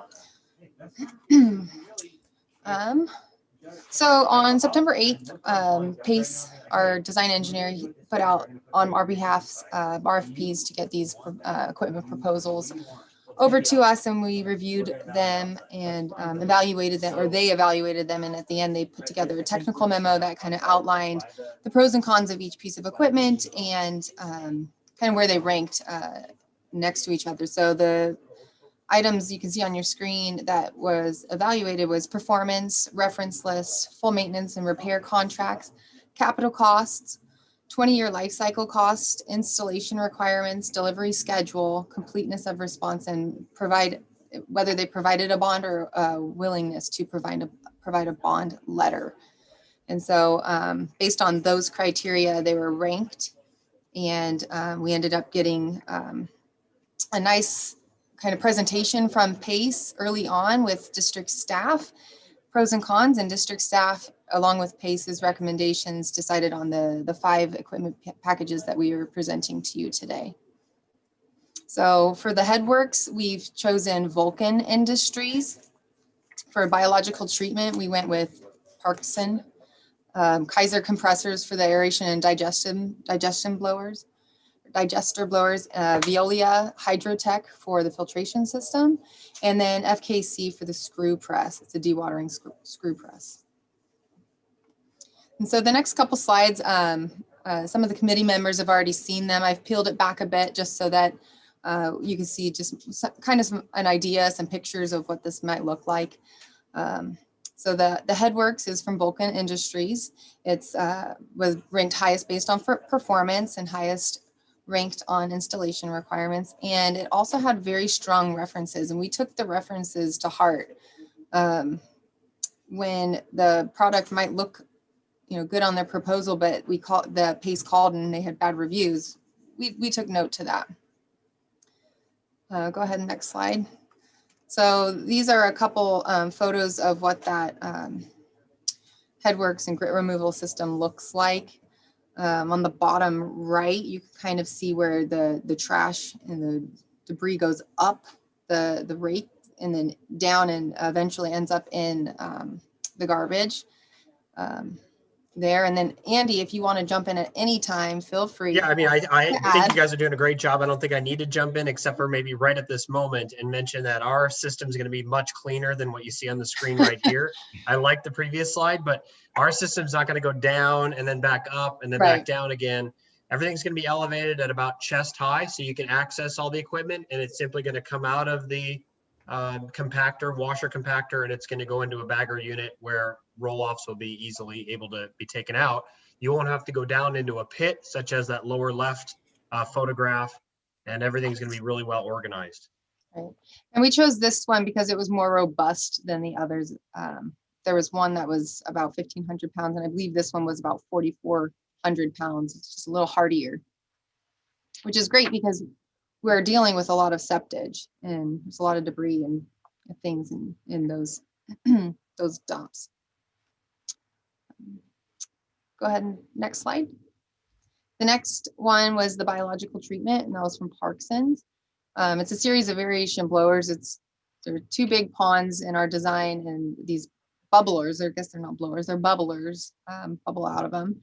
This is this particular one ranked the highest on the full maintenance contract and the lowest O&M cost, and had very strong references, the strongest references as well. And it also, this system creates a little wide spot in our treatment process so that we can handle some of those loads coming in from the septage haulers. So we don't have to worry so much about high concentration dumps like we used to. I agree with that. And I also just want to say that we're going to run these basins with a lot of freeboard so that when it does rain and you get hit with a bunch of wet weather, we've got the ability to take on some of that wet weather so that what leaves the plant is at a relatively constant rate. Right. There's just some other photos of what it might look like. It's not always going to look so blue and pristine like the first photo. Might more look like the one on the bottom. But the top photo, I just wanted to kind of give you guys an idea of what the aeration bubbler tubes might look like. So you can see there's a long tube that's kind of going down this walkway, and that's the air that is the air that the blowers, which is our next package system, is providing to provide the treat or the bubbling in this pond. The aeration blowers, we've selected Kaiser. They had the lowest capital cost, ranked highest based on the 20-year life cycle cost, ranked highest based on installation requirements, and has strong references as well. And so this is the air that is providing, or the blowers that are providing the air for our treatment basin. Next is our filtration system. We went with Veolia Hydrotech. It ranked the highest based on performance and installation requirements, strongest references, and had a lower concrete cost due to a shallower filter basin. And this is one of those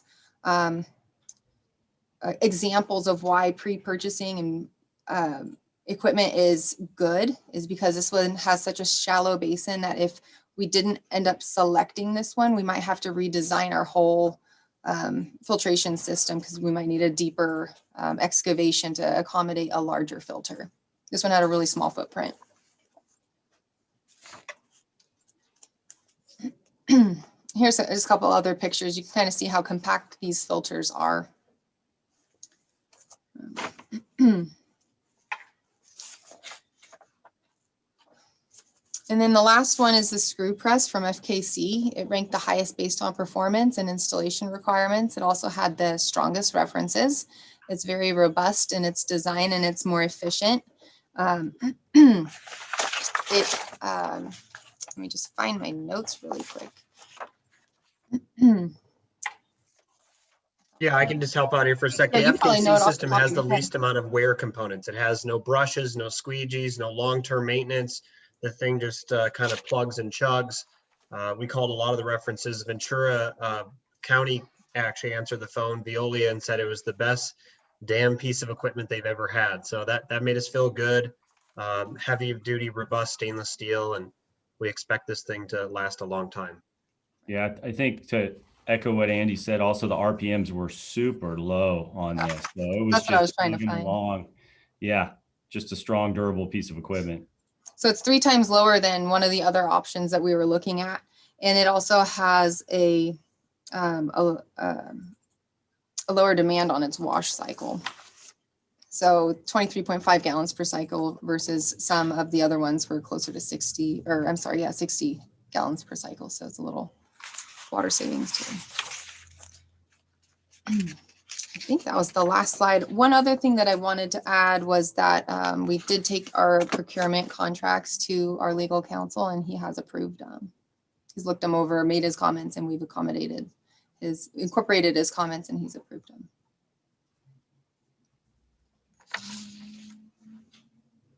Well, thank you, Jennifer, and thank you, Andy. That was really great. Thanks for all that hard work and research and references. I think and making those calls, that's good. Get that feedback. Thank you for Okay, saying that. any And a lot of nearby questions? plants have a lot of this equipment, so we were actually able to see it operating in person. Pretty impressive. Yeah. Thank you. Any comments or questions from directors? President Balin, I have my hand up. Go ahead. Yeah. I just realized that there's potentially a fundamental flaw with our process here. I agree with the pre-purchasing agreement and going forth and speccing out the specific equipment. Where I see a fundamental flaw with this moving forward, we don't have specific model and serial numbers or capacity of equipment listed with this resolution. In my career time at TUD, one specific project that comes to mind was a Twainhart Headworks rebuild. Whereas we went through and specified a specific piece of screening equipment, it was fundamentally changed along the way. Now granted, that piece of equipment did not need to meet a high flow standard because of the size of the treatment plant. But when we went to the low flow screen, it was never brought back to operations that the equipment robustness was changed. And I would personally feel much better if we had specific model and capacity assigned to these specific 5 pieces of equipment. I can try to address that, Director Boatwright. Absolutely. That level of detail, I guess it was implied in this because we attached a link to the website, which included the specific procurement agreements, and the procurement agreements as an exhibit had the actual proposal from each of the vendors, which had the very specific model in which they were providing a quote for. But that gets lost in translation when we have, some of these meetings, and we kept this fairly brief. However, the board would like, we can certainly incorporate in the specifics if you want to do it in your motion or not, or I look to Jesse or someone else to clarify. Yes, I would feel much better with something to that degree.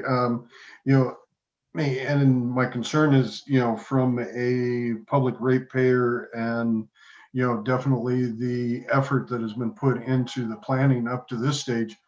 I don't want to see, I would rather have it locked in a little bit closer to this capacity, this model equivalent or higher versus, this just seems to have a little bit of interpretation. And the longevity of a project that's going to take, 2 to 3 years from now to actually have fully completed. Totally understand. So ironically, you don't want staff to do what we said that we don't want contractors to do, which is substitute equipment. It makes complete sense to me. So however is the cleanest way to accomplish what Director Boatwright would like. And one little suggestion, I don't know if this works or not, but the equipment list on our mechanical sheet has a little 3-line description of those big 5, 3 lines for each one. If you wanted to add that to your board resolution, we could. Is that part of our current package, Andy, or do you know? I don't think it is. Okay.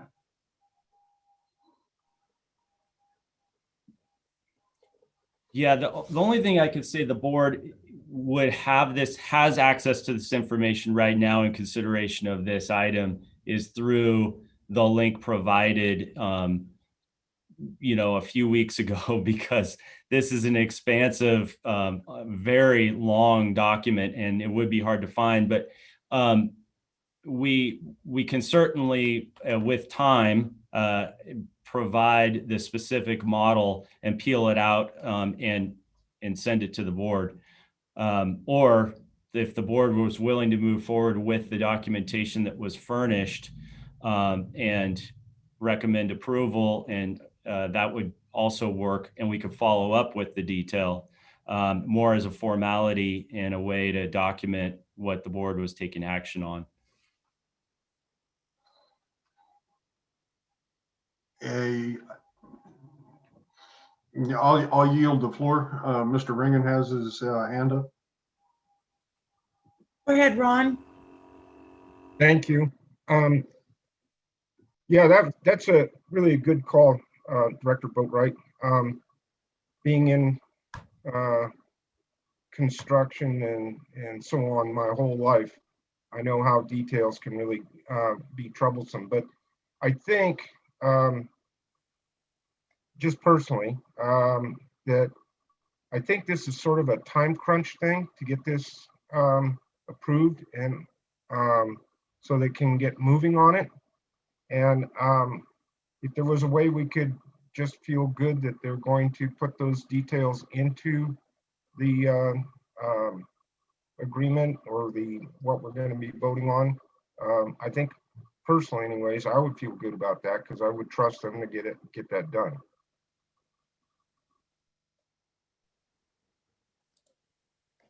I mean, if it helps at all, these contracts that Eric and I are describing, they have, every nut, every bolt, everything is detailed out, and they're sort of, for better or for worse, locked in. And so it'd be hard for me to imagine them wiggling out. And I know Eric said this is an unusual process made for the district, but it's not an unusual process for vendors and wastewater treatment plants. We do this on almost every one. So I think they understand the rules of the game, and they're all outlined in those documents that are in the link, if that helps you feel better. Thank you, Andy. So just thinking, we may want to go forward with a motion, maybe amended motion to say that we, let's say, approve these big five with the caveat that the vendor model and number be provided in a list format so that we have a good, clean, chain, if you will. And so it's clear for different boards even, beyond us that are taking this project on. So we could definitely amend the motion, I would think. We do have Jesse Barton with his hand up, and then Director Ringen, just in case it's related to what you're talking about at the moment. It is. Thank you. Yeah, go ahead, Jesse. Yeah, thank you. Thank you, President Balin. Maybe a way, as Director Ringen pointed out, that time is of the essence on the issuance of these contracts. There's certain timelines that need to be met. Perhaps what could be done in the motion to address Director Boatwright's concern is that the board approve the authorization of the GM to execute these contracts in the way that they were, with the model numbers that were presented to the board for approval, with no substitutions allowed without further approval of the board. And that will lock in the various details that Eric and Jennifer have outlined are already cooked in to the specific individual contracts for these facilities, and will not allow the general manager or anybody else to substitute a different component.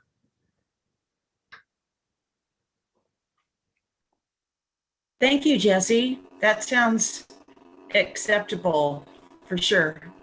Then we can move forward. Okay, is there any further board discussion? Director Ringen did have his hand up a moment ago, and then Director Murphy. Thank you.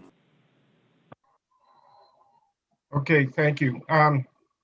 Yeah, what all I was going to say is I would like to get Jesse Barton's opinion on that, and we just got it, and I think that's great. Thank you. Director Murphy. My only question is, knowing that the project is a multi-year project, is there any problem with locking in the exact model and all that at this moment? Is there, and saying, so this is a question to staff of like, is there any issue with locking that make and model in? Andy, I guess I'm not sure if the question is if they discontinue that model, or secondly, maybe we only have a certain amount of time until our deal is off the table. I think in either one of those two cases, we would be okay. If we had to substitute, we'd have to go back to the board and ask for permission. I think that's okay. But as long as the contractor moves forward in the next few months and we assign the contract, everything should be smooth. Thank you.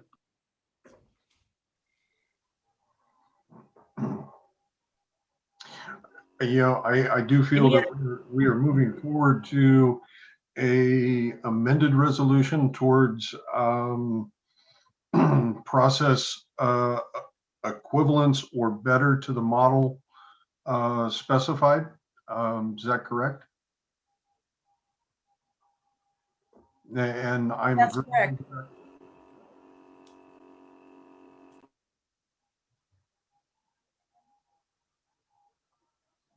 Barbara, you're on mute.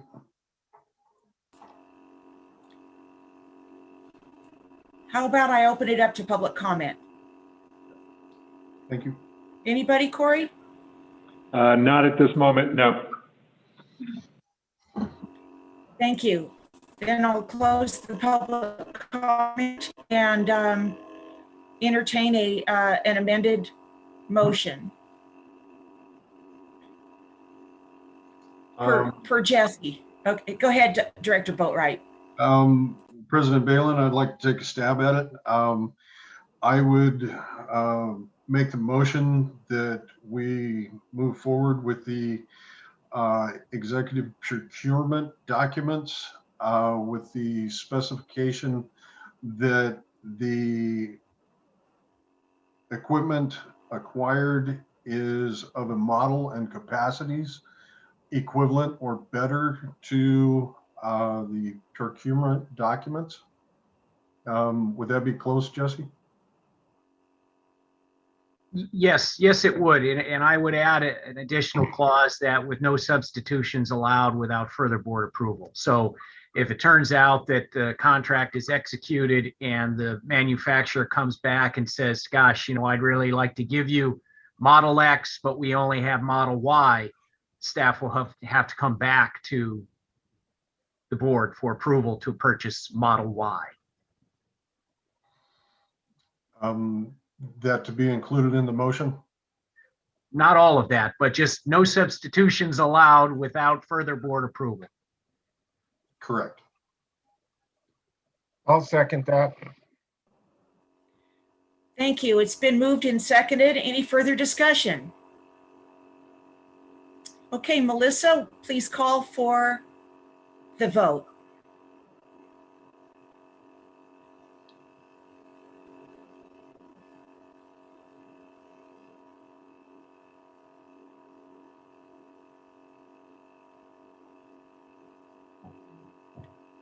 Did Melissa freeze? Absent Melissa, how about I get started on her behalf? Maybe she can join us. I'll start. Director Ringen. Yes. Director Kearns. Yes. Director Murphy. Yes. Director Boatwright. Yes. Madame Balin. Yes. The vote is unanimous, 5-0. Thank you. Here, can you not hear us? We couldn't hear you a moment ago, Melissa. Okay, something must have happened. I apologize. We can hear you now. Just wanted to thank the board for their support and taking action. This is a big first step. Getting the right equipment is absolutely essential to having a good working facility. So thank you. We'll be back to the board in short order with some more information and eventually opening bids and evaluating contractors. Also, just in one parting comment, we did release a pre-qualifications package to contractors, and we'll be collecting their qualifications and establishing an eligibility list for going out to bid. And that will be, sometime in March. So thanks again. Thank you. Yeah, thank you. And I'll see you guys Thank on you. Thursday. Thank you, Andy. Thank you, Jennifer. And thank you, Eric. Okay, then let me see. Melissa, please read the next item. Okay, item number 7, operational update on the water and wastewater departments for January 2021. Hey, I'm up. Good morning, Madam President and directors. I'm Don Perkins, your operations director, and I'm here to give you a report on the operations for January. And first of all, I don't know if I give enough credit to this. This is sort of my report or our report, but I get a lot of information from a lot of different people, and then finally Lisa Westbrook is charged with putting this together and formatting such that we can make sense of it. I'm really proud of this report. It's really matured over the years, but this really gives me puts my finger on the pulse of the district and the operations, and I can do what I'm supposed to do, as Ed is always encouraging us to scan the horizon, be on the lookout for things that are coming down the pipe so we can be better prepared. And so this is a way that I can do that and provide the same information for you. So this month, as you know, or last month, January, was quite exciting. So I won't go through a page turn, page by page to explain what happened. You've all had a chance to see the report. And those pictures say a lot to them for themselves. It gives you a sense of the conditions that the employees had to work through and perform their jobs. But I would like to kind of give you a little recap of my assessment of the Cedar Ridge incident. First of all, it's unfortunate these situations occur in Cedar Ridge, but this is a way of life for us living and working in the mountains exposed to inclement weather. This by far was not the first incident of this nature in my 30 years, nor will it be the last. And I might add, this was not the worst event by any means. What is important is how well we prepare for and respond to these events when they do occur. The district has become experts in responding to such events and greatly minimizing the impacts to our customers. This, however, is reactive. Each and every time we learn from these events and are better prepared. After this event, there were a handful of meetings to debrief and discuss what we did right and what we can improve on. We should be very proud of the level of response and the commitment to work hard day and night to restore service as quickly as we did. I'm very proud of the teamwork from all departments to drop whatever they were doing to assist in the repair and recovery and cleanup. This incident set us back a couple of weeks from working on our day-to-day operation and maintenance and projects and CIP projects. To close with, although we can never completely 100% guard this district from these types of incidents, we can work to develop projects that lessen the impacts and the frequencies. Projects include infrastructure consolidation, new, modern, well thought out and strategically placed treatment plants, water storage tanks, raw water reservoirs, and water booster stations. And like I said, I can't really overemphasize how proud I am that this district, all the employees, all 100% of us pulled together in a time of crisis and set aside our day-to-day needs in our each department and work together, top to bottom, to get the district through this incident. So anyway, I'm open for questions now, if you have any for me. Thank you, Don. Go ahead, Ron. Those were great pictures also. Okay. Any comments or questions from the board? Yeah, Director Ringen has his hand up. Go ahead, Ron. Thank you. So, Don, I really need to say that you really aggressively go after this rehabilitation of our infrastructure, and you just made it like marching orders for the crews and all. I mean, it's really fantastic, and I think the board needs to really understand that, like the project in Willow Springs, where all those water pipes that used to pop about every week, you drive down the street and there's one patch here and another patch there and another patch here. That costs TUD a ton of money, and we didn't put that junk in the ground. That we inherited. And when projects like that are done, those repairs and replacements actually equal huge savings of dollars, TUD dollars, ratepayers dollars, but also the employee safety and well-being of not being called out in all kinds of weather, all times of the day, which always goes into overtime. So anyway, great job. Keep it up. Thank you. Really proud of you. Thank you. Appreciate it. Yeah, that Willow Springs project, that encompassed 6,100 feet of mainline pipes that we responded to on average about 17 times a year. And that's just uncalled for, right? So we buckled down, got the project done, and I think we've been out there twice for different purposes in the last couple of years. So it's been good. And I might add that I was just going through some information. We have a 5-year CIP, and I have outlined nearly 74,000 feet of pipe that we plan to put in the ground in the next 5 years, or at least we should.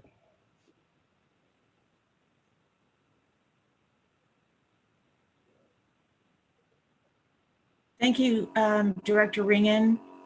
Any other director have a comment? It's a great report. Really appreciate it, Don. Thank you. Okay, with that. We have General Manager Patterson has a comment. Okay. If I may, I just wanted to also highlight in the ops report the amazing work that our TUD staff did to keep the water flowing in the ditches. There's a number of images in there that are speak powerfully.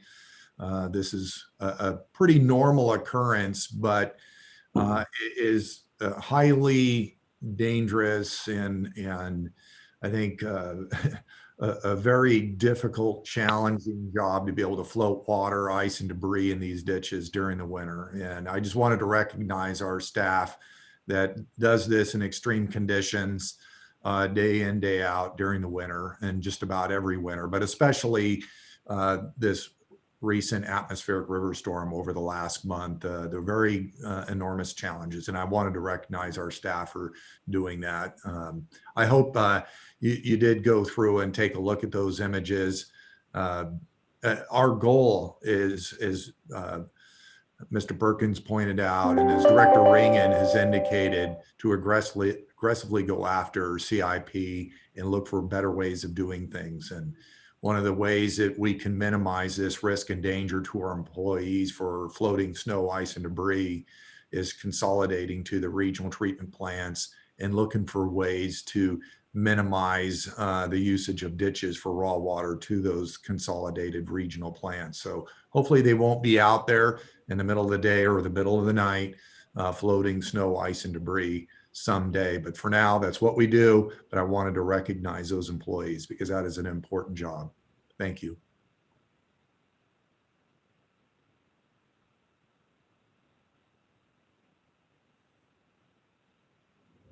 You're on mute, Madam President.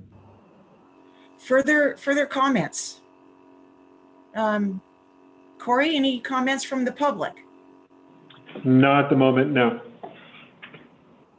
Okay, then I'll bring it back. Let's see, do we just accept and file this report, correct? I don't think there's a motion. I think. Correct, there's no motion, it was review only. Thank you, Melissa. Okay, with that, let's see. We'll move into staff reports. Who would like to start?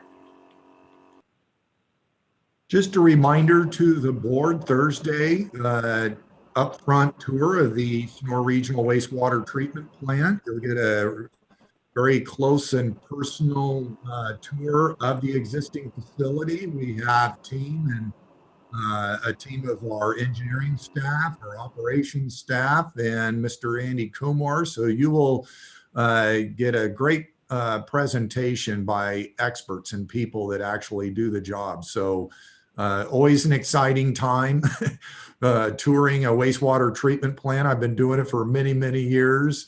And it's never a dull moment. So hopefully all of you can make it, and we look forward to the discussion with each member of the board. Thank you, Ed.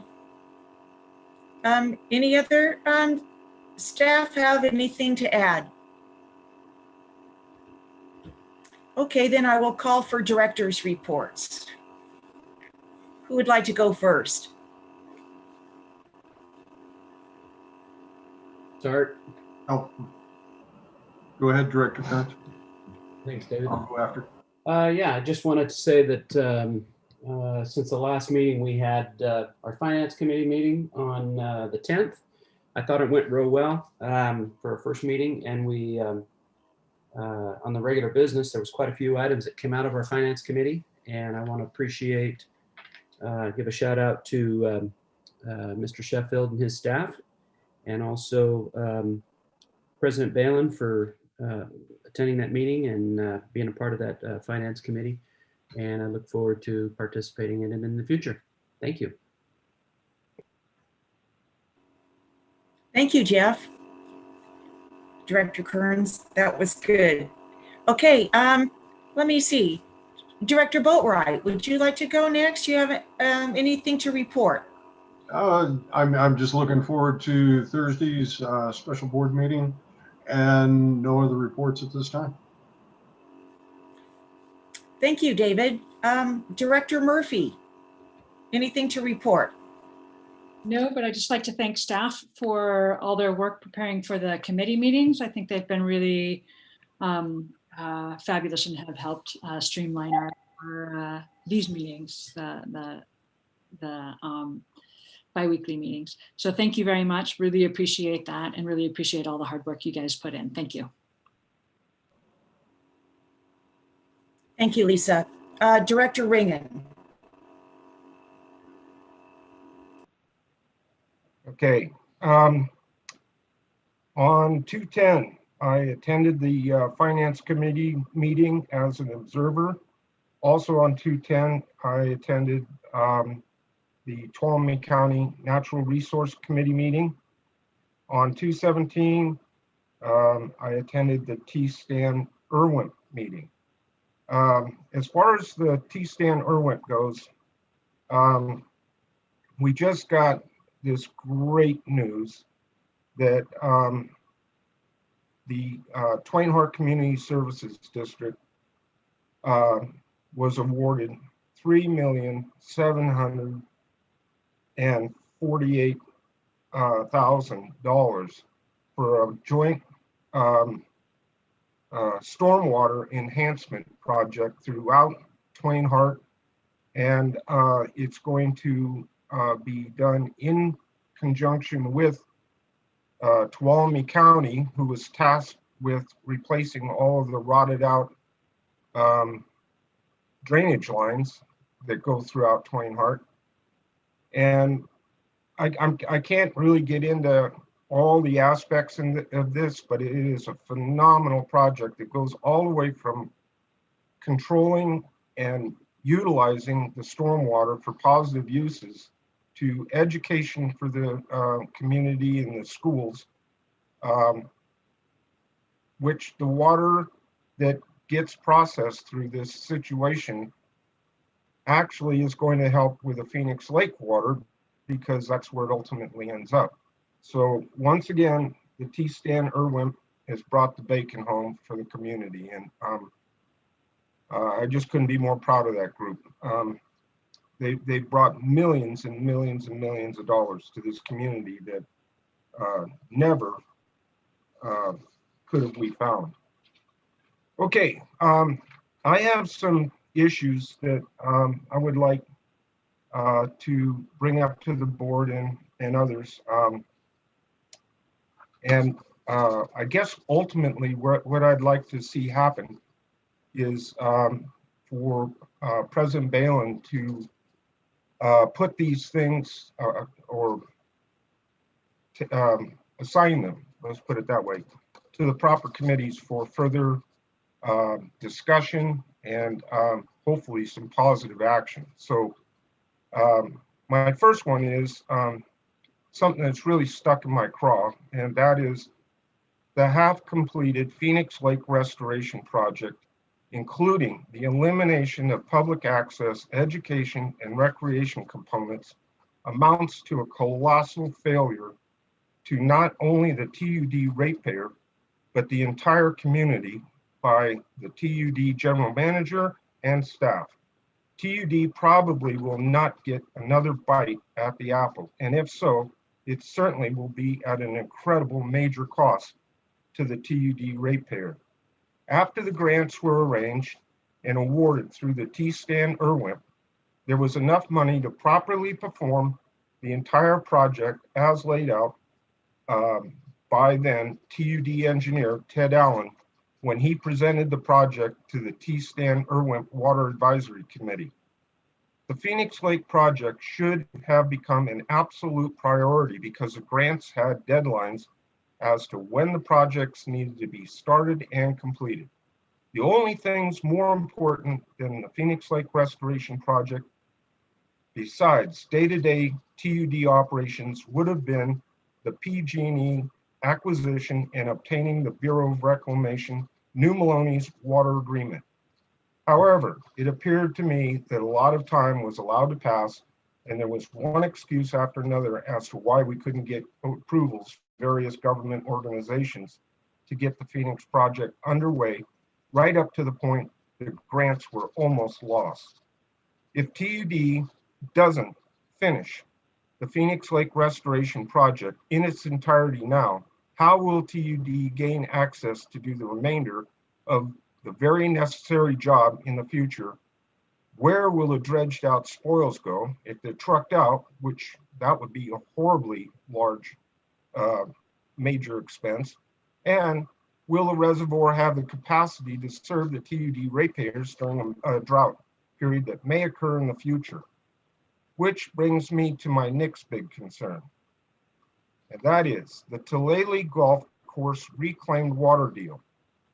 If Phoenix Lake is not completely and properly restored now, how in the world can TUD even begin thinking about releasing water out of Phoenix Lake Reservoir down Sullivan Creek to the golf course to make up for reclaimed water that is not available from Quartz Reservoir? Not only is that action not legal, as the original contract with Mountain Springs Golf Course plainly stated that the provision for supplying raw water was not to be grandfathered if the golf course was sold. But how in the world can TUD justify sending needed water for ratepayer drinking and consumption use down Sullivan Creek, better than half of which will be lost to the environment, to keep a golf course green when that precious water may well be needed for ratepayer consumption due to the dry drought conditions present at the time that won't allow reclaimed water from Quartz to be provided? On top of that is the fact that this valuable, whether reclaimed water or raw water, is to be supplied for free for at least 10 years. I specifically asked staff if this sweetheart deal would cost TUD, the ratepayers, anything, and was told flat out no. How can that be? At whose expense will the pipeline installation be from Quartz Reservoir to the golf course? Who's to pay the electrical costs to pump the reclaimed water from Quartz to the golf course? It's uphill. Who pays for the maintenance of the pumps and pipes? This illegal agreement needs to be rescinded and renegotiated to make it be fair and proper to the TUD ratepayers. My third issue is the Valley Vista Sewer Agreement, another bad agreement that the TUD Board of Directors were misled about. LAFCO determined that TUD would supply the potable water for the subdivision, and Jamestown Sanitary District was to provide the sewer service. Somehow, through poor planning and manipulation, the sewer service got switched to being provided by TUD. Again, I asked staff directly if there was going to be any cost to the TUD ratepayer and was told no. I was informed that all of the infrastructure was to be installed at the developer's expense to TUD's standards, overlooked and inspected by TUD's inspector. However, this bizarre plan and agreement is to pump the sewage uphill to a TUD pumping station located in the Millville Estates area. That pumping station was never designed for the load and capacity that will now be demanded of it by the addition of Valley Vista sewage load. Just who is going to pay to upgrade and maintain the Millville pumping station and equipment? Just who is going to forever pay for the electricity to power 2 pumping stations? Not the existing TUD ratepayers, I hope. And finally, I'd like to say TUD has two too many oars in the water all at the same time. TUD money is flying out the door for far too many consultants that have not produced meaningful deliverables as yet. And my belief is that TUD needs to get focused and work on and finish to positive completion the following and shelve everything else until these projects are finished. Acquisition of by TUD of the PG&E infrastructure and associated water rights. Final obtainment of the agreement to legally access the water promised to us out of New Maloney's. Finish completely the Phoenix Lake Restoration Project, completely and properly. Manage and follow through to a positive completion of the regional wastewater treatment plant. Support staff in their efforts to renovate the TUD deteriorating infrastructure, which equates to major saved ratepayer money over time and employee safety by not being called out to fix failures in the middle of the night as much as they presently are. And that's it for me. President Valen, a lot of what Director Ringen outlined there, it's not on the agenda. I understand he's exercising a director's report in this situation, but I don't want, we can't have any further discussion on these items because these items aren't on the agenda. That's what it boils down to. If there is a desire to discuss these statements, then we will need to properly agendize them on a future agenda. Thank you. Thank you, Jesse. I took notes, and so we can follow up.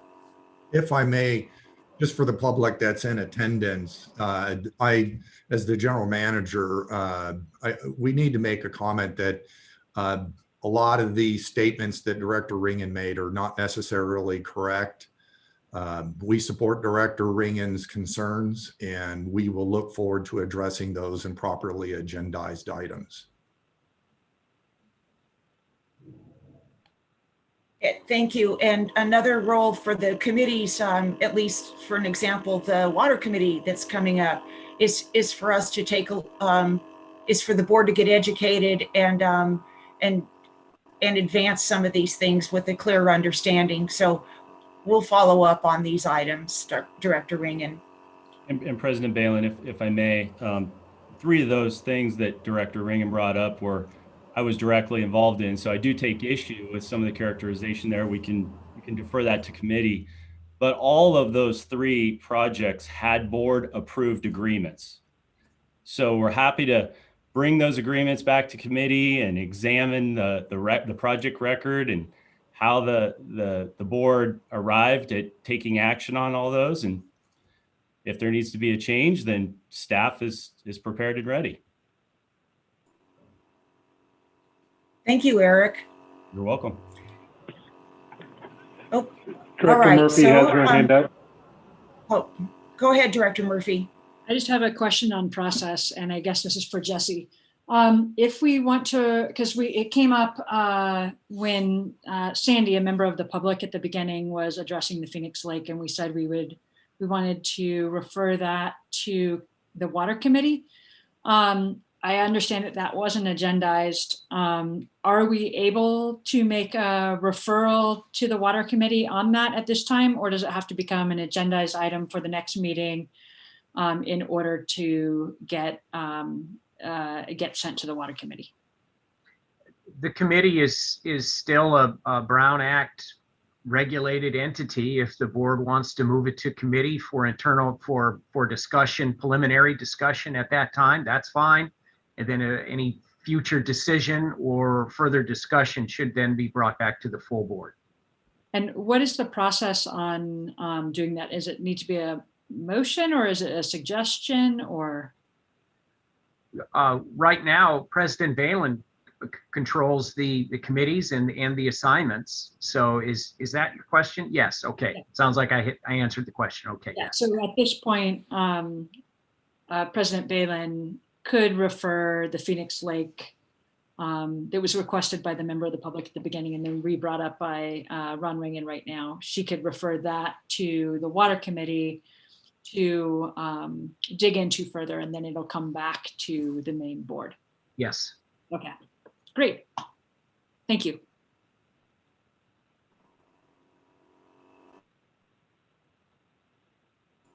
Thank you, Elisa. Any further comments? And yes, these will be referred to committee, the appropriate committee.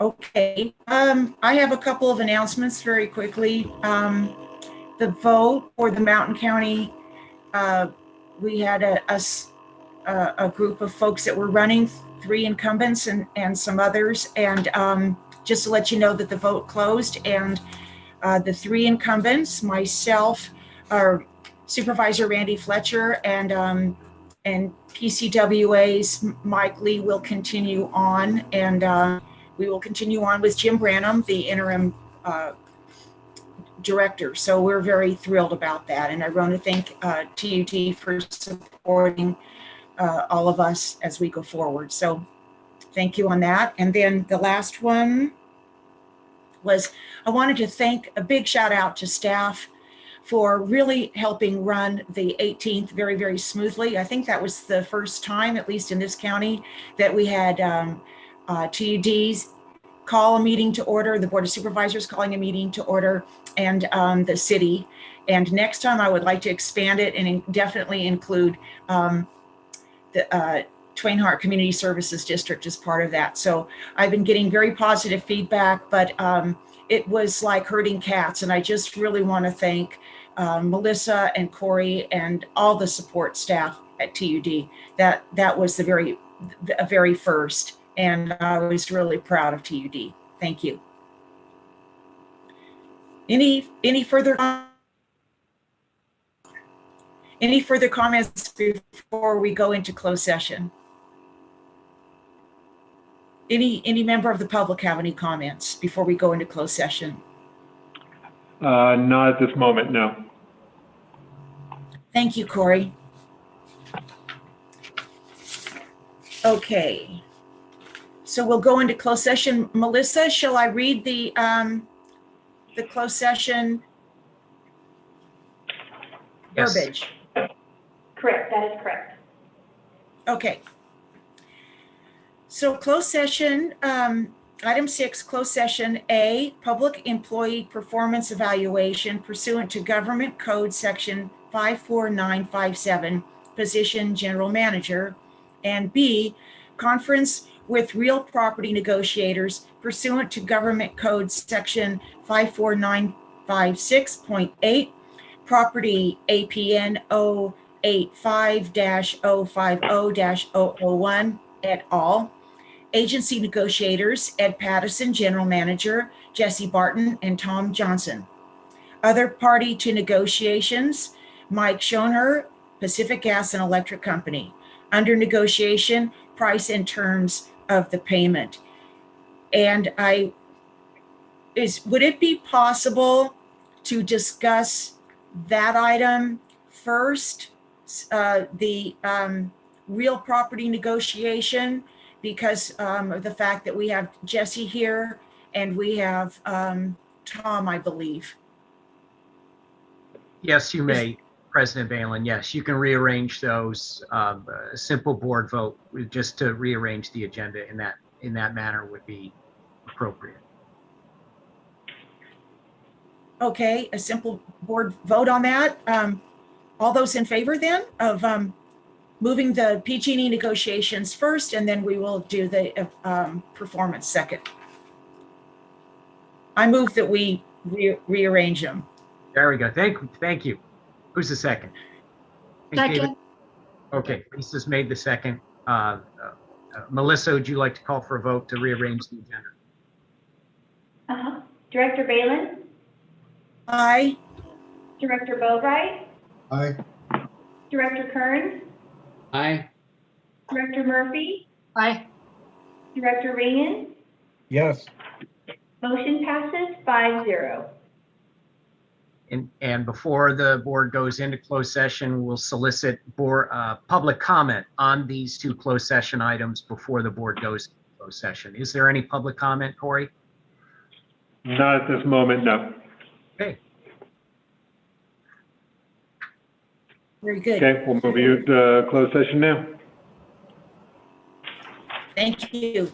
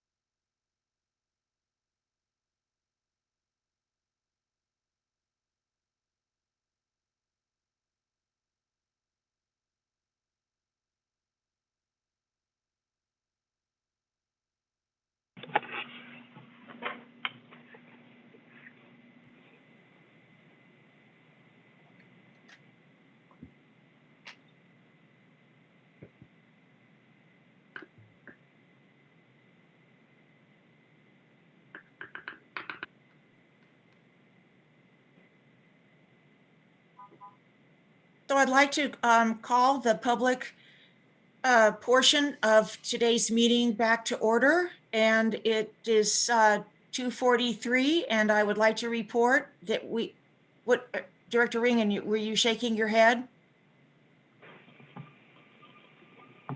Yes, 2:43. Thank you. And that we have no, let's see, that we have no reportable action. With that, I'd like a motion to end the meeting. So moved. I beat you to it. Second. All right, all those in favor? Aye. Aye. Okay, See you later. Have a good day, everyone. thanks. Thank you, everyone. Bye-bye.